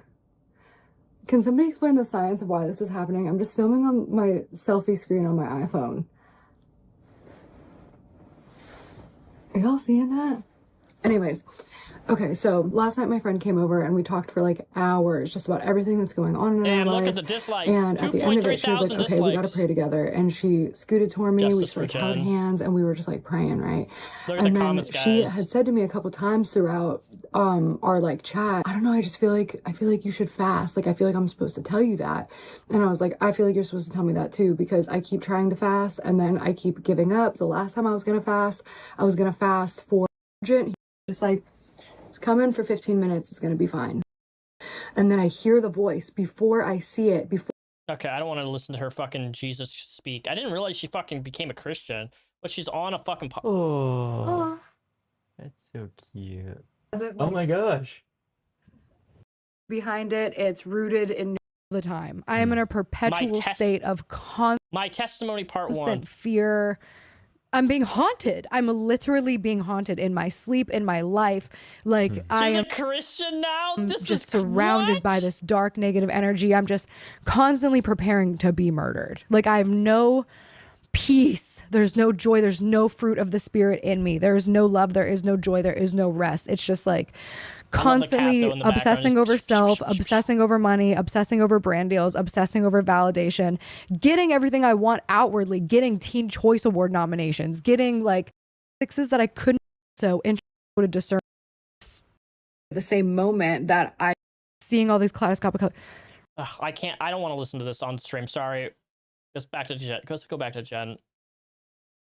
Oh, this is For that, no, slander is an ongoing attack. Like, I don't know what slander is. Like, it hasn't happened to me at your hands, on purpose, planned and carried out, executed at your direction. There's no way that the people in your life who actually know you. You've missed so much, Rep. She's gone crazy Christian, not just Christian. Well, you know what that means? If she's gone Christian, that is where that's my speciality. That's where I can make a Gabbie Hanna episode 3 officially now. You've heard it today on what episode are we on? 46. I'm going to make an episode 3. I'm going to catch up all with Gabbie Hanna, and I'm going to fucking roast the fuck out of her. Because one, now that I know what this has been exposed with her, what she's been orchestrating 5 years ago, and now that she's a Christian, even better. You guys know how I feel about Christianity. You guys know I grew up Southern Baptist. I love it when people fucking turn into fake Christians just to fucking build and lean into the alt-right pipeline. Or claim to know about this. There's no way you've told everyone the actual truth. You get on here and you lie all the time. How could anybody believe anything you say about anything? I never have. All I've ever done to you, Gabbie, is tell the truth. And when you've continued to try to lie, when you've continued to try to ruin my relationships with other people, when you have literally tried to ruin my actual livelihood, and you say you're doing all of it because I've tried to ruin your livelihood, or you say that people have slandered you and come after you and tried to ruin your career. Yep, because Gabbie, we all know that your career is comparable to mine, right? We all know that our careers are the same, right, Gabbie? We all know that me, a registered nurse of over 30 years who has a master's degree in healthcare education and has to hold a license, we all know that is exactly the same as you who gets online and acts like a complete fucking goddamn idiot. Everything is your fault. All of this is your fault. For years and years and years, you can't let it go. You want to rewrite history. You want the history to be different than what it was. You want the past to be erased, not only erased, but changed. You can't. Oh, that's a fantastic statement by Aiken93. Christianity protects harmful people because they love a redemption story. You should tell that to Firebat. Let it go because you know what you've done and said. And I think that you think if you just keep coming out and talking about it, people will eventually give up or shut up or just stop talking about it or forget about it or whatever. I'm not going to do that. I've told you that from day one. I'm not going to do that. There's no planet that will happen on. Your little Jesus shtick does not work with me. You are no different than an inmate who has nowhere else to turn but to Jesus. You should call your band, instead of "and the front men," you should call it "and the yes men." Because so far we had Peyton sitting there nodding his head and drooling on himself, agreeing to everything that you said and did, not only in front of the screen, but behind it apparently. And now we have Ken, your husband, who you don't allow to get a word in, who just sits there and nods his head and drools on himself. It's so sad. You talk all about heaven and how God doesn't want this person in their house. God doesn't want that person in their house. Because hell is real. Heaven is real. Religion is a mess, but there are realities to the spiritual world, and one of them is our soul continues on, and there's a destination. And this earth is where we get to make the choice. Do we want to spend eternity in God's house, in God's presence? Because he has boundaries. Oh my God, I hate her even more now.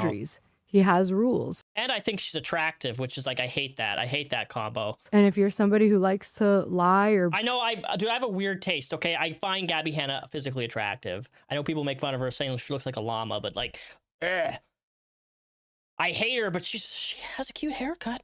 Be mean or treat each other disrespectfully in any way, then he doesn't want you in his house. Apparently, you're the type of person he wants in the house. I don't want to live in that house. You talk about Bible verses all the time. Let me read some to you, Gabbie, and excuse me, I don't know them by heart. Matthew chapter 6, verses 5 through 6. When you pray, do not be like the hypocrites, because they love to pray standing in synagogues and on street corners to be seen by people. Truly, I tell you, they have their reward. But when you pray, go into your private room, shut your door, and pray to your Father who is in secret. If you read the Bible, you should know that one. Here's another one you might like. Proverbs chapter 6, verse 16 through 19. There are 6 things the Lord hates, 7 that are detestable to him: haughty eyes, a lying tongue, hands that shed innocent blood, a heart that devises wicked schemes, feet that are quick to rush into evil, a false witness who pours out lies, and a person who stirs up conflict in the community. Next,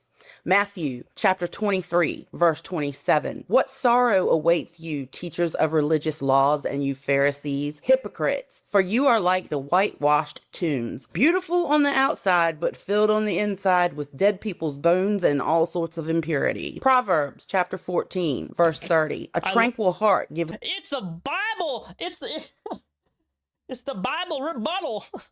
life to the flesh, but envy makes the bones rot. Timothy chapter 3, verses 5 through 6. If someone does not know how to manage his own household, how will he know how to take care of God's church? He must not be a recent convert, or he may become puffed up with conceit and fall into the condemnation of the devil, where you fucking belong. I would be remiss if I didn't mention this one. I have never done anything wrong. Everything that has happened has always been someone else's fault. Gabrielle Kroner Christ, chapter 6, verse 7. Gabbie, it's time to go away and stay there. As a collective, we are fucking sick and tired of you. You're a liar. You're a manipulator like I always said you are. There's no coming back from this, Gabbie. Why should anybody believe anything you say? Every time shit like this happens, I'm like, this is the last time I'm gonna talk about Gabbie. I really want to be done with you, but please go away. No wonder the church doesn't want to work with you. No wonder nobody wants to work with you, Gabbie. You're a terrible fucking person. So I'm gonna go about my business, back to my job as a nurse, where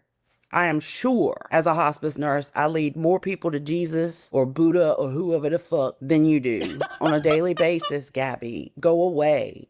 We are so done with you, Gabbie. You'll never come back from this, Gabbie. And you deserve that. I don't want anything bad to happen to you. I want you to go be so happy like you say you are. Go do that. Bye.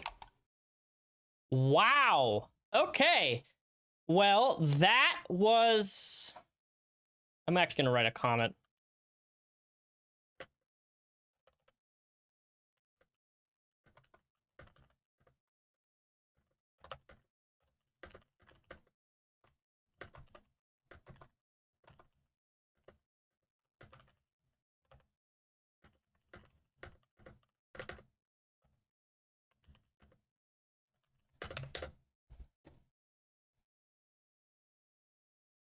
There, just left a comment. I'm definitely going to like that. That is amazing. That was amazing. Guys, if you like the stream, hit that $sign. Become an exclusive member of the channel today. That's all I got for today. I don't got anything else. Nothing else. Thank you guys for being here today. All 160 of you guys. We hit another stream highlight. We had 170 viewers at one point today, which is incredible because just a couple weeks ago we were averaging about 80, and we've doubled our viewership. So if you're new here, I stream every week, every Thursday or every Friday. It's usually one of those days. I appreciate you guys being here, even if you're not a member. I'm glad you're here. Thank you for watching. I'm gonna head off because we are hitting 2 hours and 52 minutes. I don't really want to do a 3-4 hour live stream like the last few weeks we've done. Thank you guys. I appreciate you. And this month, the month of July, the interview is happening. Jenny, Isaiah, Julia, and Sarah Faye. It will be out this month. The interview that Firebat does not want you to see, with receipts, with screenshots, with voice memos. So, chat, I appreciate you guys. Everybody who's here, thank you. Support the stream. become a member. Hit my Discord link if you like video games or you want to contribute to any lol cow crazy shit. I have an exclusive channel on my Discord. It's linked down below. Anybody can join it. It's absolutely free. And I'll catch you guys next Thursday. Okay? Bye! Thank you for watching. Love you guys.